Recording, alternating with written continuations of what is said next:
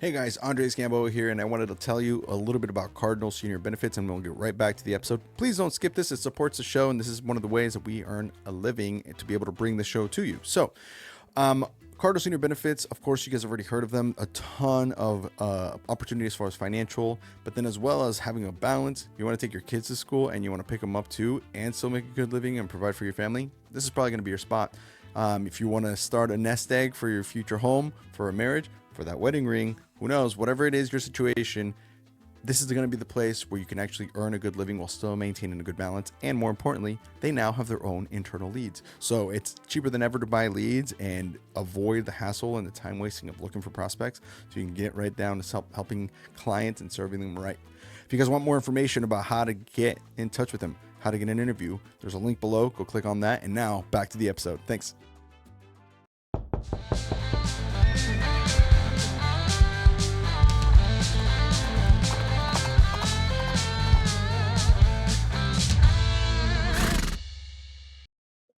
Boom. Oh, we rearranged a little bit. Now we're recording. How's it going, guys? Yay! It's working. Heck yeah, good to hear. Welcome everybody back to another episode of Ponytails Podcast. If this is your first episode, where the hell have you been? You know, glad you're here though. We interview people who sold books door to door for a company that is in Nashville, Tennessee. You can Google it. It's the oldest internship in America, where college kids go door to door selling books for 80 hours a week on straight commission, sometimes without a place to live guaranteed to them, and they just sling books for multiple weeks of the summer to find a way to pay for college. It is a great and intense experience. Some people love it, some people hate it. We're not here to judge either way. We just ask people what they're up to now after that experience. And so that's kind of the gist of the podcast today with me. Before we start diving into the conversation, I will let you guys know who I am talking to. Back on the show, Lester Crafton. Hey, Lester, welcome back. Good to see you. And then John Carey. How are you, John? Doing well. Good to Happy hear. Monday. That's right. It's a good Monday at the time of recording. Now, Lester was with the company for 19 summers with Southwestern Advantage, sold with the TD organization, went to the University of North Carolina at Chapel Hill. Currently, he is the Chief Strategist Officer at Ovanova. Did I say that right, Lester? Yeah. He is the spirit animal of Ovanova and is currently in Somerville. Or I guess your hometown is Somerville. Favorite scroll is number 3. I will persist until I succeed. And that is absolute all-time classic. And John Carey sold with the Education and TD organization from 2005 to 2012. Went to North Carolina State. He is the CEO of Ovanova and co-founder. His favorite scroll is I Will Act Now, which we haven't had that one in a while. But glad to have you guys both here. Let's dive in. What do you think? Sounds good. That's right. Scroll for John too. First of all, were we in a cult? No, I'm just kidding. Okay. Right. Well, first of all, can we chat a little bit about what Ovanova is for people who are listening for the first time who might not be familiar with Lester's last episode, and may have not caught up with John for a few, I guess over a decade. They would have to have not known John.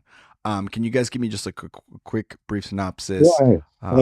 Sure. You have a follow up on that, or is that rude of me to interrupt you, or is you ready for the synopsis? Dude, it's a podcast. We're just talking like we're at a bar having a beer.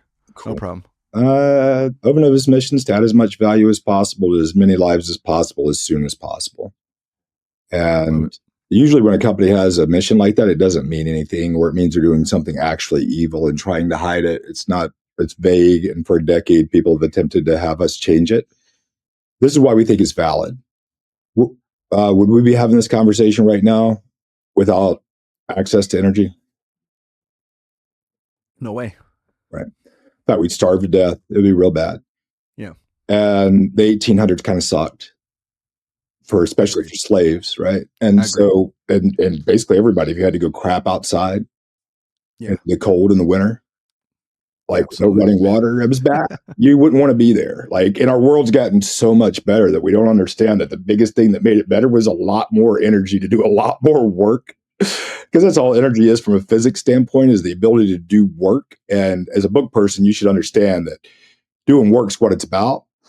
And yes, we learned later to balance, and John's a yoga instructor, and we gained that piece. But John and I, because we did so well at Southwestern over all those years, just learned that we didn't really want to compete with anybody, and the only thing we cared about was being useful, and we thought it would be fun to clean all the rivers and stop the deforestation and fix the education system and do all those things. Those are all valid, worthy things, but they all require energy.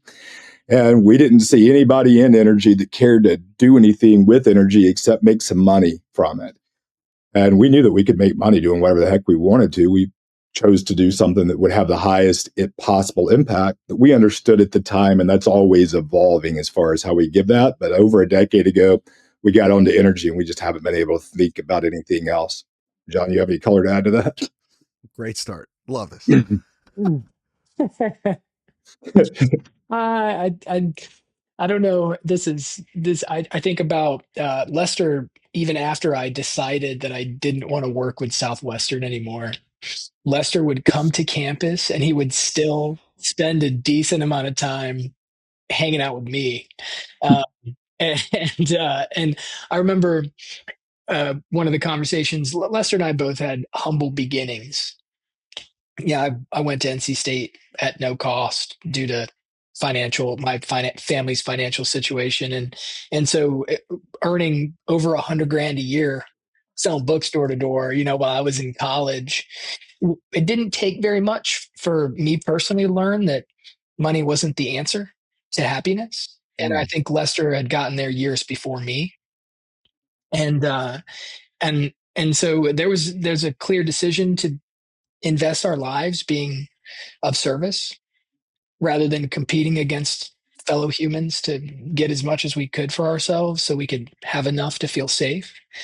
And it was just a commitment to collaborating to solve big problems, to serve rather than to compete. And the real question was, what's the problem that we're going to solve? I mean, I remember driving to App State to to recruit some college kids to come sell books door to door, and thinking, the biggest problem is the sun burning out 1 billion years from now. You're thinking a long enough timeline. Big picture, sure. I don't know if it's real, but there was something about Mother Teresa. Somebody was like, "How did you do everything that you've done?" And she was like, "I just have bigger problems than other people." Well, you might be worried about, squabbles with family members and paying a bill. She's focused on world peace and world hunger, and whether that's a real story or not, the idea of having big problems was what was key. And the biggest problem that we came up with on that drive was the sun burning out, and the idea of getting to the sun to actually solve that problem and how much energy it would take. And that's my memory of the beginning of our energy lens. Having glasses that you put on and you look around and you go, "Oh wow, there's absolutely nothing around me right now that would be here if it were not for energy, really for oil." And putting that lens on was a big wake up call. And it's been a journey that has been absolutely as challenging as knocking on doors 80 hours a week and 100-degree weather. Easy. Wow. So walk me through the journey then because what year was this conversation in the car? 2012. Okay, so we're looking 13 years ago. So walk me through like a highlight reel of the last 13 years to catch up to today, and we can get into some of the more recent events. But let's walk through some of those. Let me take credit for the worst disaster and then like the first idea. There's been a lot of ideas. So we took a bunch of old book people out to California to knock on doors. That was a time when the door-to-door was hot. People were selling a lot of solar. And being a naive idiot, when I heard that you could give away solar for free, which is what we thought we were doing, I recruited everybody to go do it whenever I left. So we had like 15 awesome people. They came out to California. We had these condos and joined a company that wanted us to do things that I knew were stupid things to do since the time I was like 19 years old. But I'm usually more a glutton for punishment, and maybe this is going to turn around than John is. And he recognized in like 2 days it wasn't going to work. There's some really cool stories if you want to hear them about why this is just not a scalable path. Yeah. And so that was a disaster. And then a bunch of people stopped trusting me because I gave them a call to adventure that failed financially. And that was my choice to work with the company that we chose to work with, because I didn't know at the time that we could just start our own. I didn't know anything about solar. But what we found is, or here's the thing that'll sound good on a podcast, is that we just have this theory that when trust is high, the cost of doing business is low. It's why it's easy to recruit your friends. If you had to get someone you believe in what you're doing. When trust is high, the cost of doing business is low. But when trust is low, the cost of doing business is high. And so you just look at what cost way too much. And the salespeople in solar cost way too much. The nonstop marketing, and we went to California to figure this out, like where solar had been going on the longest, right? Yeah, where it wasn't innovative. I mean, it was still, but it wasn't. Yeah, it wasn't new. People had heard of it. It was, Johnny, you want to tell them that story about the vermin or whatever you got called that time with Abby to figure out that this wasn't the game, or is that not a useful story? I'll be quick about it. Knocking on doors in a neighborhood. I've got my girlfriend with me at the time, who's now my wife. And wow, that was, maybe 12 years ago or something like that. And so there are white vans all over the place. And as a book salesman, you think that that's like magazine people, right? Because that's usually how they would do it. But these were actually appointment setters. So the solar industry is so saturated in California. People get phone calls every day and multiple white vans a day in their neighborhood, where people just get out and go try to set appointments for real solar salesmen to go sit in their houses. And it makes sense. There's a lot of sunshine there. Electricity is really expensive, and people are losing a lot of money if they're not using the free sunshine to get their energy, but they don't want to deal with the type of sales that are present. And there was this guy that came around the side of the house as we were leaving because he didn't answer his front door. And he's like, man, you guys are like cockroaches. And I'm with Abby. She's the sweetest little thing to like say, that's just, we don't get that type of response when I got Abby with me. You know what I mean? Yeah. And it was very alarming, but I think I might be the master of 15th approaching. And so I'm like, oh, you must not have heard about us yet, and we were there for 20 or 30 minutes. And this guy was more entertained with my pleasant persistence than he was going to entertain any type of purchasing of a product, especially not solar. And at the end, he liked us enough. He's like, I'll tell you what, I'll buy from you. I want to buy solar. I would like to own solar, but I'd like to purchase it. Can you get me a quote to purchase it? Because everybody was selling a power purchase agreement, which is this fancy, it's a lease. They don't want people to own their power. They want to rent it to them for 25 years. And so either way, this is, a day or two in, and I take it back to the company that we worked with. And it took like 3 weeks for them to even entertain giving me a cash price, like not renting people their power for 25 years. And it was just such an egregious price. He was going to pay in cash. Yeah. The dude just laughed at me when he saw the price. It was literally twice as much as it needed to be. And this is when we began to unravel the solar industry through this experience. So costs were really high. Customer acquisition cost really high. Trust really low. Being annoyed every day. Imagine a magazine salesperson in your territory every day, or 5 of them, or 10 of them. Like that was California's solar market. Not a big deal for a bookman, but as a bookman, I that understood what a territory objection sounded like versus what some really weird demon had done. There was just something weird going on. We just knew that wasn't the path, but we knew that solar was good. We knew that energy was good. We knew, like, why would you not use free sunlight to make your electricity? It just didn't make any sense. And the answer is because of trust. And so the first big breakthrough we had, and this is all madness, like this whole time was madness. But it was just, it wasn't like, hey, let's consider customer acquisition costs. Use this heuristic. Like that's the revisionist story of it. What it was like is, Lester, you probably lost your mind. There's something wrong with you. Take a little bit of time. Like go figure out like what's going on. And so for the first time maybe in my life, I had a little bit of time to think about how to figure something out, and just thought, well, if people trusted each other and the solar process were trustworthy, that would be a great fit. And then we were like, well, who trusts each other? Like, where's trust? We're like, well, people are doing good stuff. It's like, well, what's good? It's like, I can't define that. But I know that when people get together and they volunteer their time, then, that they think they're doing something good. They trust each other. And then I was like, well, what do all those people have in common? They're always begging for money or selling cookie dough or wrapping paper, right? And so we're just like, if we're thinking long term here, we're going to be in this long term, then why wouldn't we use all the money that's going to be wasted in marketing and give it to the good guys?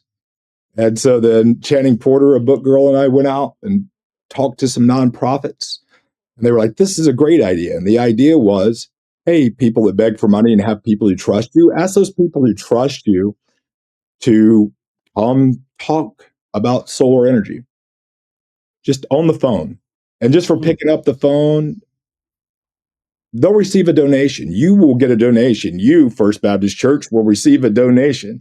UKPFK Radio will receive a donation just because somebody who trusts you talked to us about solar. But at the beginning, they didn't talk to us. They talked to a solar company because we thought that we couldn't sell solar. We had to let a lot of people bid on solar, like Priceline or something, in order to have people's trust. We made a horrible mistake in believing there was something called the solar industry that had integrity and was trustworthy, that we could just hand supporters of a minor league softball or like a little league softball team to. Wait, hold on. Let me get this straight. You guys started going to like different organizations of varying levels. So like a church, minor league baseball team, and they just schools, churches, school, and you donated in exchange for time. Or not in exchange for, but for the attention, for the eyeballs from people that participated in this church or that school. It's not really that much different than bribing a student manager to bring a friend over to an info session. Sure. Yeah. But then the people that were presenting to them were not you two or people directly associated with you. It was just some schmo who had a power tie and a bottom dollar or a bottom line to uphold to, right? Is what you're saying? That's well said, yeah. Like, for instance, I remember one school we were working with in LA, and one of the companies we were working with, I got a call that one of the moms at the school, the dude that was talking to her was like yelling at her. Like one of the, it was terrible. And they just wouldn't, they weren't coachable. Like if the solar industry had been coachable, like this would have all happened way faster and way better, but they wouldn't. Because at the time we had to put all these things in, right? Like they have to get a quote in order to receive the donation, which just involves sharing a tiny bit of information. It's very little, but even that little led to stupid solar companies when they would get this awesome lead, instead of saying, hey, thank you for being willing to support Westboro Elementary School. Like, what project are you guys working on? Like, actually being engaging and saying thank you for coming, and we're really glad to be a part of this partnership and make this donation. They didn't do that. They would say, so why are you interested in buying solar? To make sure that it was an actual prospect. Nice. In their mind. So it's basically walking up and asking the critical question at the door, and just like what are you doing? Like, even with the misalignment of the way the lead was originated, there was still a higher closing percentage with those types of leads than what the industry would typically say those leads are valued at. Just there was a 10 to 15% conversion for people that were being dealt with like that. Wow. Over door-to-door people in California or whatever it is that they were doing. Wow. Well, we did it for California because we saw the market was scorched. Yeah. And then we learned we could do it anywhere. And so that's because the sun shines in a lot of different places. Sun shines all over the place, man. It's crazy. It's huge for the program. It's not just the Golden Coast. Okay, so then how do you guys pivot from there? How do you recover from that? Because that's brutal. That's just that trust that you were talking about just went out the window the minute someone calls and says, "Hey, what do you want solar for?" So we had to do it ourselves, and we took all the qualifications out, and it was just our raison d'etre, our little motto became give first, tell the truth, because it was aligned with our mission. And so when people showed up, we would say, congratulations for showing up because you're a homeowner. We're going to make a donation to your organization. And we had to take it over. So John and I got on the phones and talked to people. That was up in, so 2015 is when, 2014 was the door knocking disaster. 2015 is when we came up with the idea. And then it took 15, 16, 17, like 4 years to get to the point where we finally decided we have to do it ourselves. Because we tried and tried and tried to let other people do it. And that's what Ovanova, that's what became Ovanova. Yep. And so 2019, late 2018, we raised a little bit of money to be able to hire some people. That's another disaster story for a different time. Sorry for Bisler. Yeah, sorry for Bisler. But what happened there was we finally had the resources to give the money away without requiring all these stupid things. And then we had our team to actually make the phone calls. So that was that was 2017, late 2017. Nope, it was 29. It doesn't matter. These are the stupid details. Like nobody cares except for me. I'm just trying I have to warn you ahead of time because it happens. Yeah, I have to warn you ahead of time. I don't even know what we're talking about. Nobody understands what just happened, but what us three understand right now is this is how experience shows itself.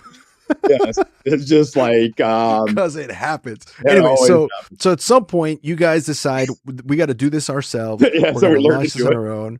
And then we thought surely there'll be some installers. Like if we give these money away, have this conversation, help somebody understand how awesome solar is, they decide to do it, we get the contract. Surely there's a solar installer that would like to install these things and do a good job at it. But then they decided to put the wrong panels on people's houses. Beautiful. They decided to leave panel setting in Chris Samuel's driveway over the winter because we couldn't directly reach somebody. They decided entrepreneurship. It was the worst. It was really, I think that was my least favorite time of Ovanova because we had a team, we had resources, we were ready to go. People liked it, and then we couldn't fulfill the way that we needed to. After that, COVID happened, and a miracle breakthrough happened for us, which was everybody learned how to use Zoom. So now we didn't have to do phone calls anymore. We could actually talk to people on Zoom and have info session and have 10 people from a school. Good old Pandy. It was so much more fun. So it was a miracle. That really helped us a lot. At that same time, we decided, well, yes, if we can't trust anybody to just take a contract and pay us for bringing it to them, then that means that we have to find financing for our own projects. And then we have to learn how to do which equipment to install. So one thing that people, let's just pause here for really quick for people listening who might not, a lot of people generally understand how solar works, but some people still, I bet you if you picked out someone random on the street and asked them how solar is financed specifically and how you obtain solar, it maybe is a little dark, but correct me if I'm wrong, but basically it works like this. You pay X dollars for your electric bill. Let's just use a ballpark. $100 a month for your electric bill, right? And what you can maybe, if you're qualified and if the math makes sense, what you can find is that you can actually finance some solar panels for your house and or for your farm or whatever operation for $90. So essentially you're saving $10 a month or more sometimes, but just for the example. And if that makes sense, then it would be a no-brainer to switch over because that's a fixed rate versus the cost of inflation. And then over the next 20 years, 30 years, 10 years, whatever it is, your electricity bill is going to go up. So the savings just are going to come as the time goes on. Am I missing anything vital? There's a high fidelity reproduction of a typical solar sales talk that involves so many assumptions and variables that we just don't believe is true. But it is true that took place and that it was possible and is possible to get solar and just solar for less. But that's a little bit later on in the story when we decided that we would not sell solar without storage, even if people ask for it because of its grid impact. But that's a little too deep right now. We'll get to it. Yeah, we'll get to that. We'll get to that because that's important. Now, hold on. Let me pause for a second there and ask a business question. You guys early on talked about the mission and the vision for this. As these things are happening to you guys, does that change and evolve into what it is today, or had it always been that and you just had to make decisions based on the ability to match that mission? Like, does that make sense what I'm asking? Yeah, the mission was that from day one. And it's the only thing that allowed us to survive because of the purpose were to start a company, to get a revenue multiple, to exit so we could go pretend like we were better than people because of something that we already did when we were like 18 at the end of every summer. We exited businesses before for a profit. That really wasn't that exciting. We wanted to do something that really mattered, which is why we had the persistence, because we've always wanted to do it right. Going back to churches and schools, because if those think about from a book, man, how wonderful it is just to have prospects come to you and to know that you did something good for them, even if they don't buy anything that's unique that nobody's done. That was great. And we did not want to lose that. And we knew that lying to people, providing bad service, all the things that our partners were throwing on us was going to create that, which is why we progressively took more and more things on ourselves, up to and including learning how to install well enough that we could teach people to do it over the phone. And then learning that there's no such thing as a solar company. John can tell you about the electrician roofer breakthrough. I've been talking for too long. Yeah, I just don't know if it's useful to set the stage for stuff, but as a bookman, if you can approach well and you can get sit downs, then there's obviously an art to creating an open-minded sit down conversation. But we had mastered this thing. We created an unlimited number of open-minded sit-down conversations with qualified prospects by working through churches and schools. People signing up on our calendars weeks out to sit down and to learn about solar energy, people who owned homes and use electricity and were going to use electricity until the day they die. Good prospects. So we were there. We didn't want to wreck that. So we had to make sure that we provided a great service. Sorry, you were going to say something. No. It's a good. That's a good. The hardest part about any sales process is the prospecting, right? That's not the fun part, because that's why people are like, "Oh, it's called rejection." I mean, you still get told no even after a good sit down, but even when you get told even if you go through a solid sit down and you get told no, at least it was fun and enjoyable to have that conversation with that person, and you felt like you were at least trying to do something good. What sucked was when you got to a door and someone was like, "Get out of my face," didn't even give you a chance to talk. So what you're saying is you figured out a way to make that process of the prospecting, that for those sales, a lot more enjoyable and a lot more straightforward, a lot more honest, and therefore it felt a lot easier, and not easier, but it felt better ethically to just be able to talk to people and say, "Hey, here's what we're doing, and these are qualified leads because we became good at this," without having to lie, without having to use word gymnastics to kind of get that sit down. You guys were straightforward, and it was able to generate those leads to sit down with you guys. Am I reading that mail right? Yeah, it felt really good. Then imagine if you showed up at a door and sat down with somebody and you said, like, "I'm here from the school and here's $50. Would you have a couple of minutes where we could sit down?" Like, that works great. Right. That's what we created. It was the truth with us. Yeah, it was actually true. Yeah, I went to school and here's $50. So then you guys ran into the fulfillment process. So like actually fulfilling orders, you guys were able to find a way to get financing for customers, a way to get in-house installation, which is huge, because that, another thing that people don't understand about getting solar, or they might not be as familiar with, and this is how it's way different than selling books, it's not a 20-minute transaction. You don't get paid until things are on the roof and the energy is being produced, right? So, and the power gets turned on. So, learning to nurture those leads and like going through the process and answering objections and all that stuff is all part of the sales process, making sure that the installers don't mess it up and get the right solar panels on the right house. That's huge. And getting all that funding. So you guys are learning and acquiring these aspects of your business as you go on. What happened next? All right. So now we have people coming to us, and we got this beautiful process to educate them. And then people are saying yes. And then the people liked it so much that we would be working with like a school in Florida, and by the way, John Johnson, we need to get in touch with John Johnson and Christian Santana, some bookmen down in Florida that do fundraising for schools, said, "Hey, this is cool. Can we offer this instead of or alongside cookie doughs and wrapping paper?" And so they went out and said, "This is a cool thing." And then it was like, boom, we have all these people. And then a cheerleader gets on and or a cheerleader gets on, or ask her uncle to get on because we didn't put any qualifications other than you have to be a homeowner. And so she would get her uncle from Ohio on the phone, and the uncle from Ohio would be like, I have a kid that plays baseball. Could we use this fundraiser for his baseball team? And we'd be like, sure, yeah, we'll do that. So we're starting to get this never-ending flow of prospects.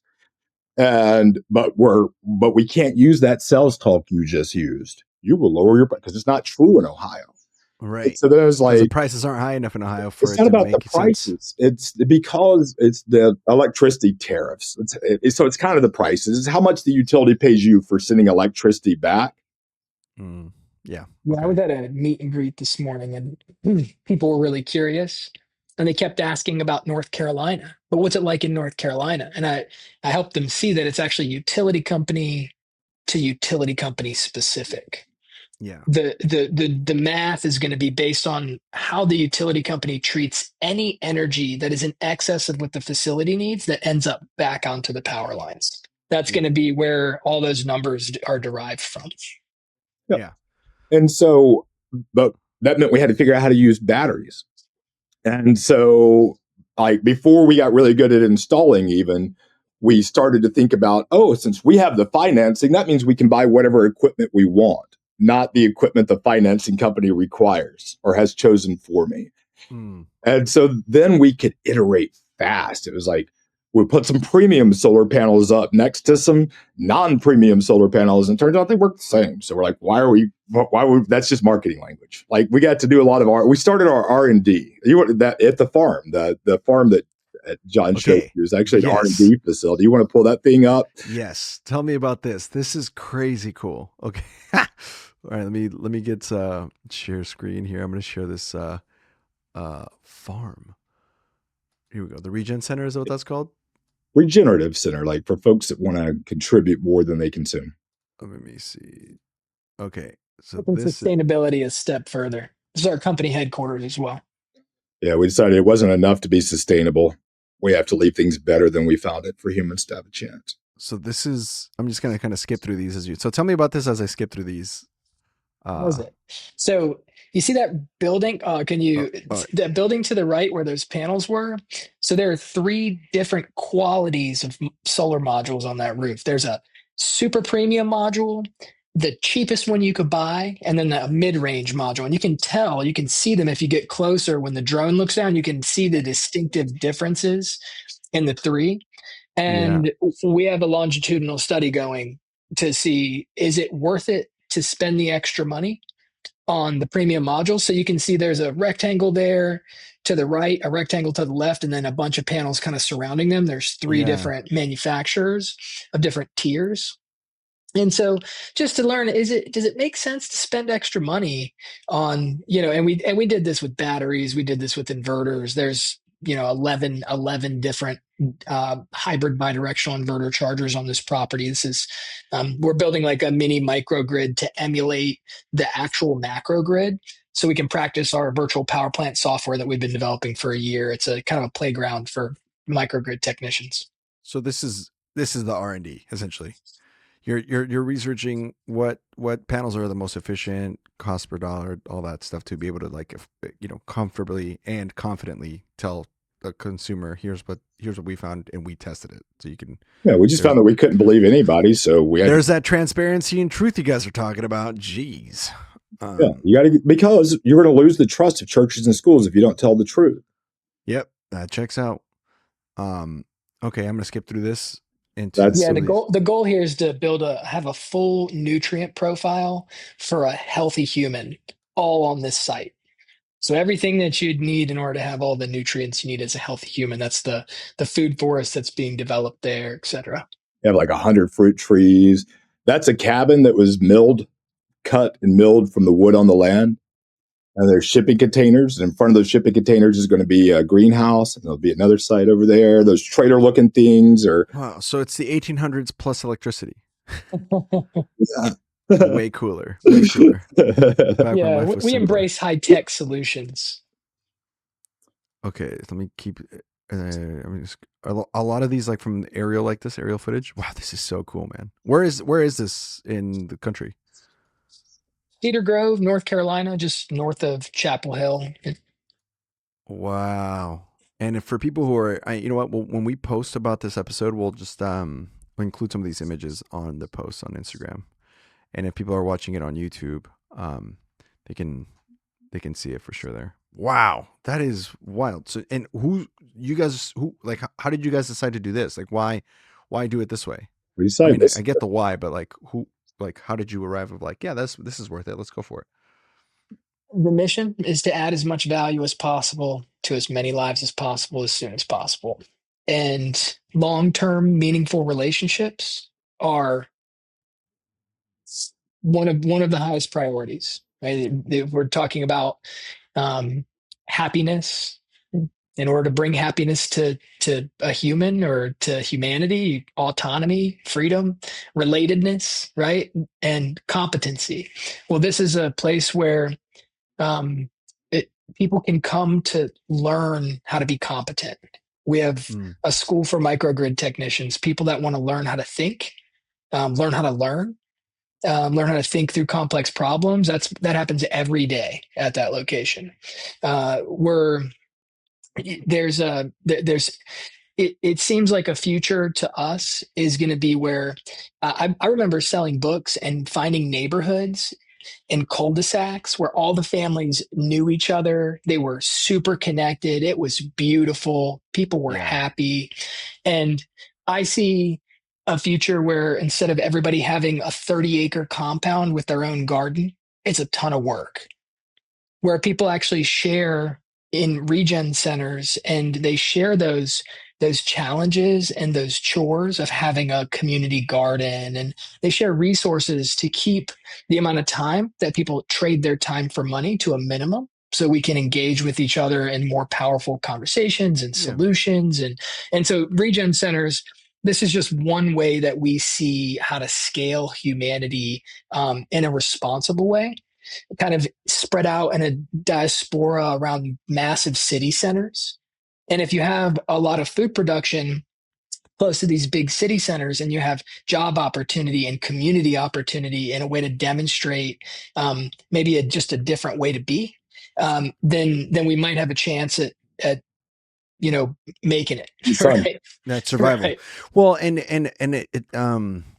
I was just actually having a conversation today about this with someone, and who- this is gonna sound really like, for the sake of not sounding like ominous, but and just as a from a reality standpoint, look, so AI is getting so advanced that the jobs that we have, like the creative commodity, is going to be a true commodity. What that means is anybody who is even like a lawyer, anybody who does anything that AI can do or can replicate in the next 5-10 years is going to be obsolete. You know what I'm saying? In other words, the only way to earn income is going to be to learn how to do agricultural work, to be able to learn how to like do the stuff that you guys are teaching people to do. Because why would I need to hire a marketing person? I can have ChatGPT do it. Why do I need to hire a person to develop a website? There's an AI website that does that. Why do I need to hire a lawyer? I can just have a contract written in 10 seconds, right? Like there's like all these jobs that are going to be moving into, now it's going to go back to physical labor. And the more that you can learn a trade, or the more that you can learn to be sustainable on your own, like you guys are doing, I think that's going to create a lot higher value. And I believe in what you guys are doing. That's amazing. Maybe I'm sounding too gloom and doom though, but that's just how I see it. We're aligned on this. that you're like skipping about 6 years in the conversation, but we're Yeah. like, But I mean, that's the reality of the situation. It's not, you're seeing it now. You're seeing it. The paralegals, like that's going to be a job. It's like people used to kind of like people used to work at switchboards when they were connecting calls. Like that, those jobs are obsolete now, right? we're 3 years away from 20 to 30. But I say three probably means six. My timelines are always off, but we're Sure. rapidly approaching 20 to 30% unemployment of people who haven't done anything wrong, who do really good work. And they are not going, that job will no longer exist any more than a blacksmith exists on every corner in America. Yeah. Yeah. Like it's just over. Exactly. And they're going to have to find a way to survive doing exactly what you guys are offering to teach people to do. It's just not much different than talking to a college student about what it's going to be like when they graduate and saying it would really be good if you got yourself ready. If you develop some skills and character, that might be a good thing for you instead of summer school. And they're like, no, the whole world tells me I need to go to summer school. Like, so and survival is not the goal, right? It's living with a purpose. And that's a bit, there's a big difference. Yeah. And like thriving, there's surviving and thriving. And it's like what you guys are aiming for, the mission that you guys are going towards is, hey, you can actually have a very high quality of life when using these skills and understanding these simple concepts and really taking them to heart. You can actually do really, really, really well. And what matters ultimately is who we are to each other and how we interact as a community and the values that we share and how we can, come together and collaborate, because that's going to be ultimately the currency is going to be that ability to do that. I think that's maybe I'm again being alarmist with AI and where things are going, but it just seems like it's inevitable now to me, but I don't know if everybody's woken up to that yet. I'm just really glad that there's another person I know that understands what's coming, because I feel crazy. I mean, it just feels like, you know what it kind of feels like is, and people, we might lose people here. They're like, these guys don't know capitalism. Or it's like, no, dude, it's because you understand these kinds of things. But it kind of feels like there's like a small group of people like you guys and people that really see the wave coming, that saw the fall of the housing market in 2008 and just shorted everything. It kind of feels like that. Like you know what I mean? I want to short law firms and I want to short and those kinds of marketing agencies, and I want to go long on like construction and infrastructure, because we're going to need people. That's the only job is going to be available, is something that AI can do, is build a bridge or, put a roof on a house. Or robots can. Robots are going to be doing our construction before you know it. Yeah. Anyway, so that's amazing that you guys are doing that. So walk me through then the last couple of years, and then what you guys are kind of like in the process, in the midst of right now with Ovanova. I know we're probably jumping a little too much, but let's talk about the last 2 years first. Sure. So we figured out how to be really good at installing. We ended up installing solar in 27 states by teaching people how to do it over the phone, like a sales manager talking to somebody on the phone. And so, but for installing, and then we got really, really good at the technology by really paying attention, because it matters to tell the truth. Like, is this working the way it's supposed to? Blah, blah, blah. Anyway, so that was all working great. And finally in 2018 or so, no, it doesn't matter. A couple of years ago, we had our first good year, made some money finally, about a decade into it. And then it looked like, okay, cool. We got our thing. We're good at this. We're getting reps. People are coming. We can install with quality. People love it. We've got the right equipment. Profitable for the first time in 7 years. Huge for the program. Like, finally. It's the little things. Yeah. And then we just decided that, I'll tell you a very short story without telling you the full story, is that we found out about a program that if you knew how to do the right pre-approach maps, you could go there and say with integrity, hey, chicken farmer, you have an electricity bill? Want to get rid of it forever? Okay, well, this is crazy, but you can get $2 million worth of solar and batteries for free if you need that much, but up to $2 million, and it won't cost you a dime if you qualify for this grant, this U.S. Department of Agriculture grant program called the Rural Energy for America program. And go ahead, John. Were you going to say something? And then so we're like, and guess what? Do you know how to write a grant application? Of course not. Like, we can. In fact, we won't charge you a dime for it. And we will write a 300-page application for you and turn it in. And if you end up not getting it, then you don't owe us anything. But if you are approved, like 10 people already have been, then we'd love to do your project. Would you be cool with that arrangement? And they're like, yeah, heck yeah. And so we learned to do that really well. I got some pictures of it. And it was even crazier than that. Like, that's then how do you find that financing? We ended up doing crowdfunding to find financing, because banks don't understand things very well. Yeah. Other than managing risks.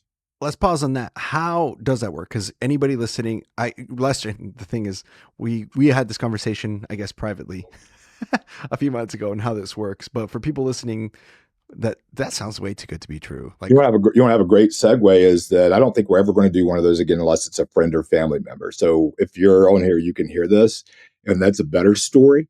But the way it worked was for the people who did it was there's a 50% grant and then a 50-60% worth of tax credits. And when you stack those things together, which was incredibly challenging, and you could create a solar design, which we learned how to do, and the stuff that we've been learning to do for 8 years, we're like, we can execute this. All we have to do is learn how to write the grant application. So we worked with USDA and learned how to do that. But it's real simple. You get a grant. There's some tax credits based on your address and some things that we understand the variables of. And then if you get approved, we went out and found the money for people. We said, farmers, you don't even have to take out a lien on your property. We're not going to check your tax credit or your credit score, nothing. We're not going to ask you for a dime until you start receiving these incentives after your project is already up. And when you get your grant money back, then send us that money. When we get your tax credits sold, give that to us to pay for the project. But there's quite a few people in both of our lives that didn't believe that that this was a real thing. I think it might have helped when the Wall Street Journal wrote an article about one of the chicken farmers we helped go solar at no cost, Yeah, I saw that. That was amazing. Yeah, it's real. It's real. We actually racked up over $120 million worth of those, a total over 130, but we've already gotten through the first 10 projects. But most of them are hung up in limbo. They're just sitting there over a year, sometimes a year and a half, delinquent on grading. Just ungraded grant applications just sitting there. Yeah, they were supposed to be graded every 3 months, which is why we decided to go all in, because it's like, oh, cool, 3 months, we can handle that. Yeah. Is it just because it's in somewhere in the red tape of the federal government, or what? No, it's because we were targeted by the administration, and we have emails to prove that they changed the rules in the middle of the process. Great.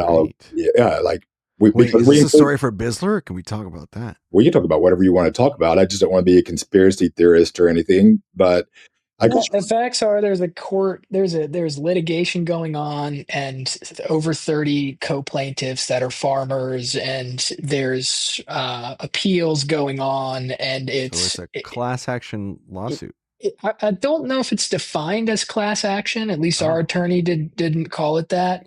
But in general, we have a very strong case. I imagine that it's going to get a lot of attention, and it deserves a lot of attention. There are a lot of farmers that were looking to us and counting on us to do what we said we would do. And we were just looking to the USDA and to the federal government to do what they said they would do. And so it's a bummer when. Now, are you referring to the administration at the time of this recording, or at the time that you guys were going through this last few years, or does it matter? Starting in like April of last year. Oh, so this was still through before Trump and since. Wow, that's a bummer. Okay, so I've written to Doge. I've attempted to talk to Congress people. And so essentially, and then the very last thing we were waiting on is the USDA's final deadline was September 30th, but it got extended to April 1st. And so we were waiting until April 1st. We built a team, a very lean and awesome team of talented people. Like our person is our COO, went to the U.S. Naval Academy and flew in F-14s and went to Harvard Business School, and does not cost very much because she's inspired by the mission. We have a team that was built to begin to execute this $120 million worth of applications that we had no reason to believe some percentage would be approved, given that the first 10 applications we did before whatever happened that all of a sudden changed the rules without them being published. We basically acted so fast, like I will act now, like John's book thing, like the Og Scroll. We acted so fast that we got into the program before they could set the rules up to keep people from being in the program who weren't intended to have the money. We saw there's $1 billion in this budget. If we can put the applications on the board, there's no way they won't be approved. because no one is serving these communities. A lot of people started to do it after they saw the Wall Street Journal article, after they heard about what we were doing, but we pioneered the program. There is no other company that We built the software that compiles the 350-page REAP grant in 4 to 6 hours, and Oh, it's there's through Reap. there's another Ah. $600 million in the budget for these things. It's about to open up, but we made a shift actually right after April 1st, this recent April 1st, because we realized that, Yeah. we're not going to grade papers like we said we would. Wow. it was Okay, over a so year since we had a single grant application approved, and we were just building this team to be able to execute that work. And it was just like, okay, I guess we can't rely on these guys to keep their word in any way. These guys, the U.S. government. Yep. Yeah. So we're going to shift. And it was probably one of the greatest things that ever happened. Okay, so that brings us to today now. Yeah, man. Yeah. So what happened is, this is a total bookman story. So we're sitting there in like this 7-hour meeting going, not only do we have $125 million in REAP projects, but we also executed another grant program for like small towns and signed up like $36 million worth of projects in February of this year. That program's on pause now too because of this administration that's currently there. And so it's a bipartisan issue. It's and because of this AI thing, I'm going to go issue. I mean issue. Let me just go off on a quick rant here because I think it's important for context. Just like people don't understand AI, we have found, Andres, that they're even more blind to energy because it works so well. Has for the last 50 years at least. You just turn on the light, auto pay, no problem. You need energy, you plug it in and you pay for it. It's like the ostrich, but opposite. If you can see it, it's not a problem. But once the lights don't turn on and you can't see shit, then it's a problem. Right. And everybody knows it's a problem as soon as it happens, and it doesn't happen very often, blah, blah, blah. Because if your Wi-Fi goes out, it's Pompeii. It's, yeah. Yeah. I mean, we don't even know how dependent we are on energy. Like, you just don't see it. You're not supposed to. You're supposed to leave that to the bankers and the lawyers and all those people, right? Yeah, because we're in a developed because you don't own it. Nation. You don't own your energy. Like you rent it. Yep. Something you're going to use for the rest of your life every single day, and you just rent it. And you don't ever think twice about it because that's just how you do it, because that's the world you were born into. Yeah. When I started thinking about my little community here, this poor little southern community, and I added up how much power or how much money had gone from just my road over the last 25 years. And it was like $500,000 or more. I forgot what the number was. It was just something huge. And I was like, man, what could the people in this community have done with the money that they sent to the electricity company? Yeah. And thank God for the electricity company. It's not a bad thing. Like, I'm glad they're there. Like, that's a lot of units. But we actually started thinking about the electricity company. So this is the empathy that we had a couple of years ago that brings us up to today, is like realizing that solar without batteries, the utility companies hate that. And not because they're losing a customer. They have plenty of customers. They actually would prefer for them to use less energy, believe it or not. But because the sun doesn't always shine. Sometimes there's a little cloud that goes by. Sometimes it's night. And when that occurs, your solar becomes like solar without batteries is like a really talented friend who's awesome when it shows up, but you can't rely on them to be there because of clouds and because of night. Solar works great. It produces more power than most houses need based on the roofs of most houses and most houses' energy usage. Like, it's a possible thing to make all of your power on your property often. It is challenging to make it at the right time of day, because you're usually not home at noon when the sun's shining bright, but you are cooking dinner at night. Yeah. And so that's where the batteries really start to come in, blah, blah, blah, blah, blah. But what does this have to do with this breakthrough that we had in this bookman thing? Well, we just said, what are we going to do? If we really mean it, if we have really learned in this last year that even with $1 billion allocated towards energy, even if you go into these communities that nobody goes into and make these funds available in the easiest possible way that it's ever been made, and you follow all of the rules to a T, you still can't get these projects done because if the government has to, whatever's going on there. Yeah. Well, here's the rant. the rant is that's not okay, because right now we're plugging AI into the grid. And there's in Memphis, maybe this is just more on my mind because it's happening around here. Like over in Memphis, Elon's supercomputer, whenever for XAI, that's in Memphis. And whenever it is fully realized, it is going to use more power in one day than my buddy Win Moore's Cotton Gin uses running for would use if it ran 2 straight years, 24/7. Nonstop, yeah. I mean, it uses more power in an hour than the Cotton Gin uses in a month. Like, and they're going to plug those in everywhere. This isn't hidden. This is just people aren't paying attention. Microsoft just cranked up 3 Mile Island, which almost made everybody glow 40 years ago so they could feed their computer. Like, this is a bad situation. It's not just AI. We could probably handle that, but we're also returning a manufacturing to America, and factories have pretty big. And it's also putting a bunch of stress on a grid that probably doesn't have the infrastructure to handle it because it hasn't been renovated or updated in decades, if ever. Andres, I don't tell me if this is an ineffective communication style, but I often attempt to communicate this to friends to help them understand the real deep need of why we're not just, I mean, we're an energy because we're adding as much value as possible to as many lives as possible. And it might get lost in all the things that we say, but energy is one of 2 things that I have heard of that the more of it you buy, the more it will cost you. Yeah, that checks out. I mean, like if a business, like per unit. Like, I don't mean like you know, what I'm saying is if you want to buy 50 gallons of milk, usually you can get them cheaper per unit. If you buy bulk, 50, you don't get it cheaper in bulk. Yeah, but if you're a manufacturing facility and you need a ton of power, they're going to charge you a whole bunch for the unit of energy, but they're also going to charge you for how much energy you want to access at one time. And utility companies, the people that sell this power, they spend most of their time and resources thinking of unique ways to sell less energy. Like, what do you mean by that, John? Well, there are tons of programs all over the place, and everybody knows about them. But they'll pay you $15 a month to put a remote shut off on your HVAC unit or your hot water heater. So if there's a peak time, they could shut off those people's HVAC and hot water so they reduce demand on the grid because it's already taxed. Those chicken farmers, manufacturing facilities, they actually will pay these facilities to open the circuit to the grid and operate off of the grid, running on their generators for a short time during these peak times to reduce and remove that load from the grid.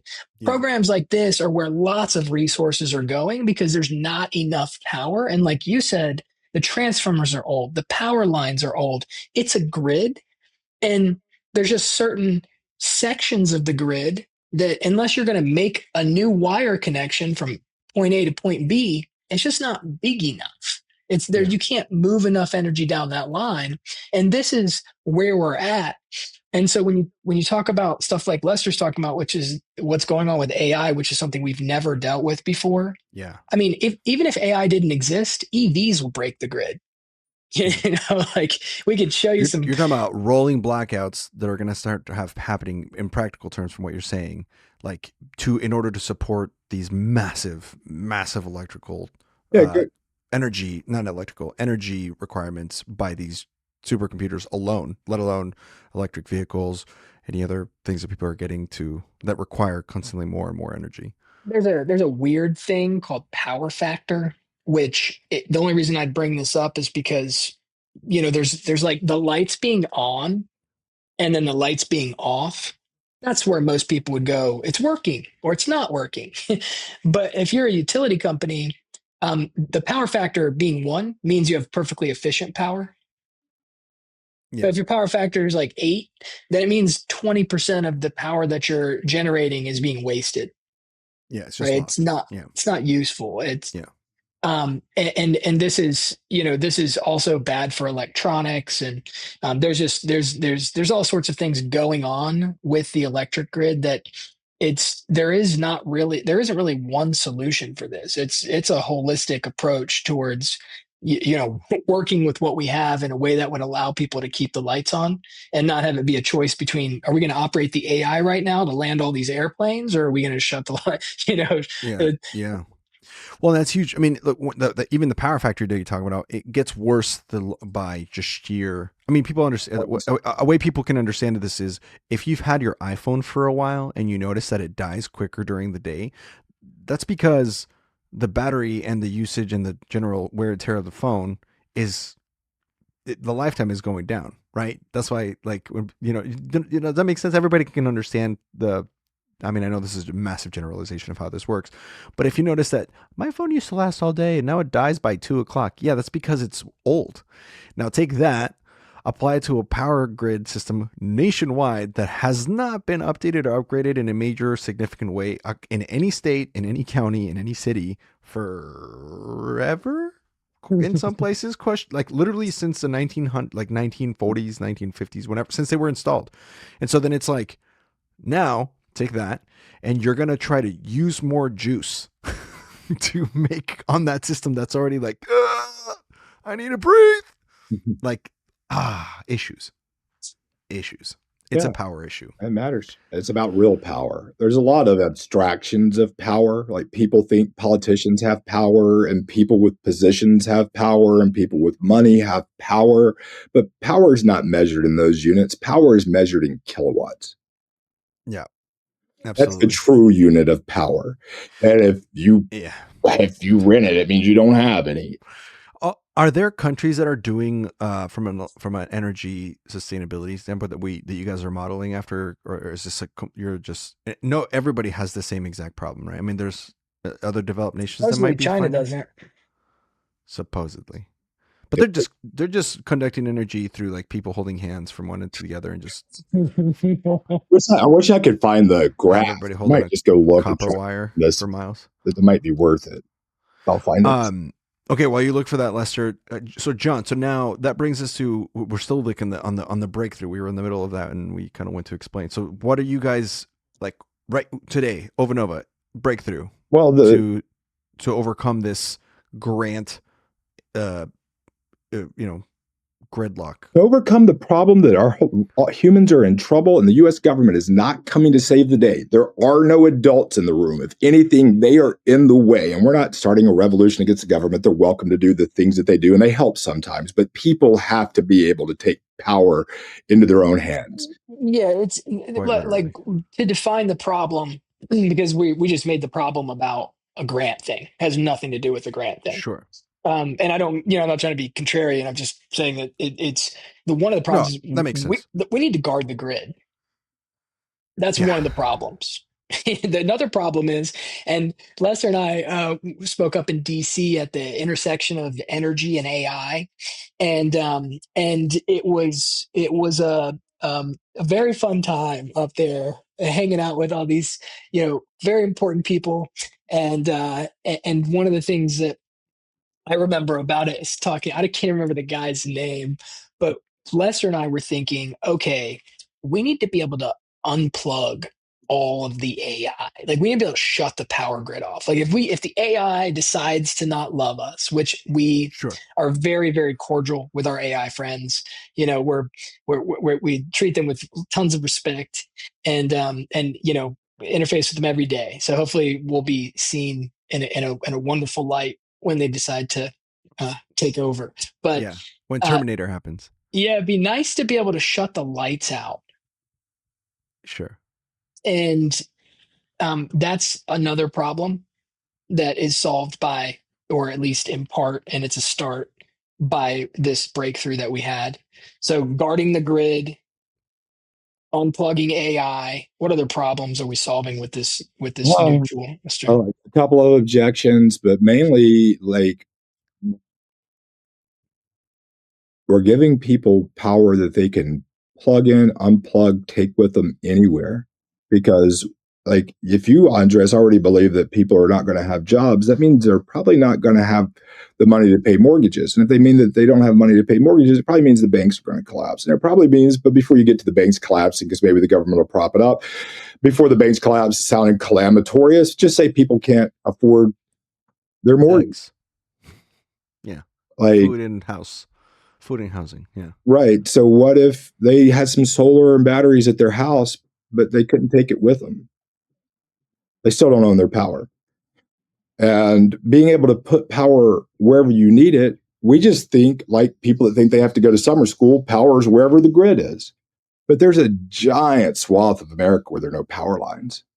You may not know this, but a lot of times people would like to buy land and build a house, but they're not able to because of how long it's going to take electricity to get out to where they want it or how expensive it's going to be.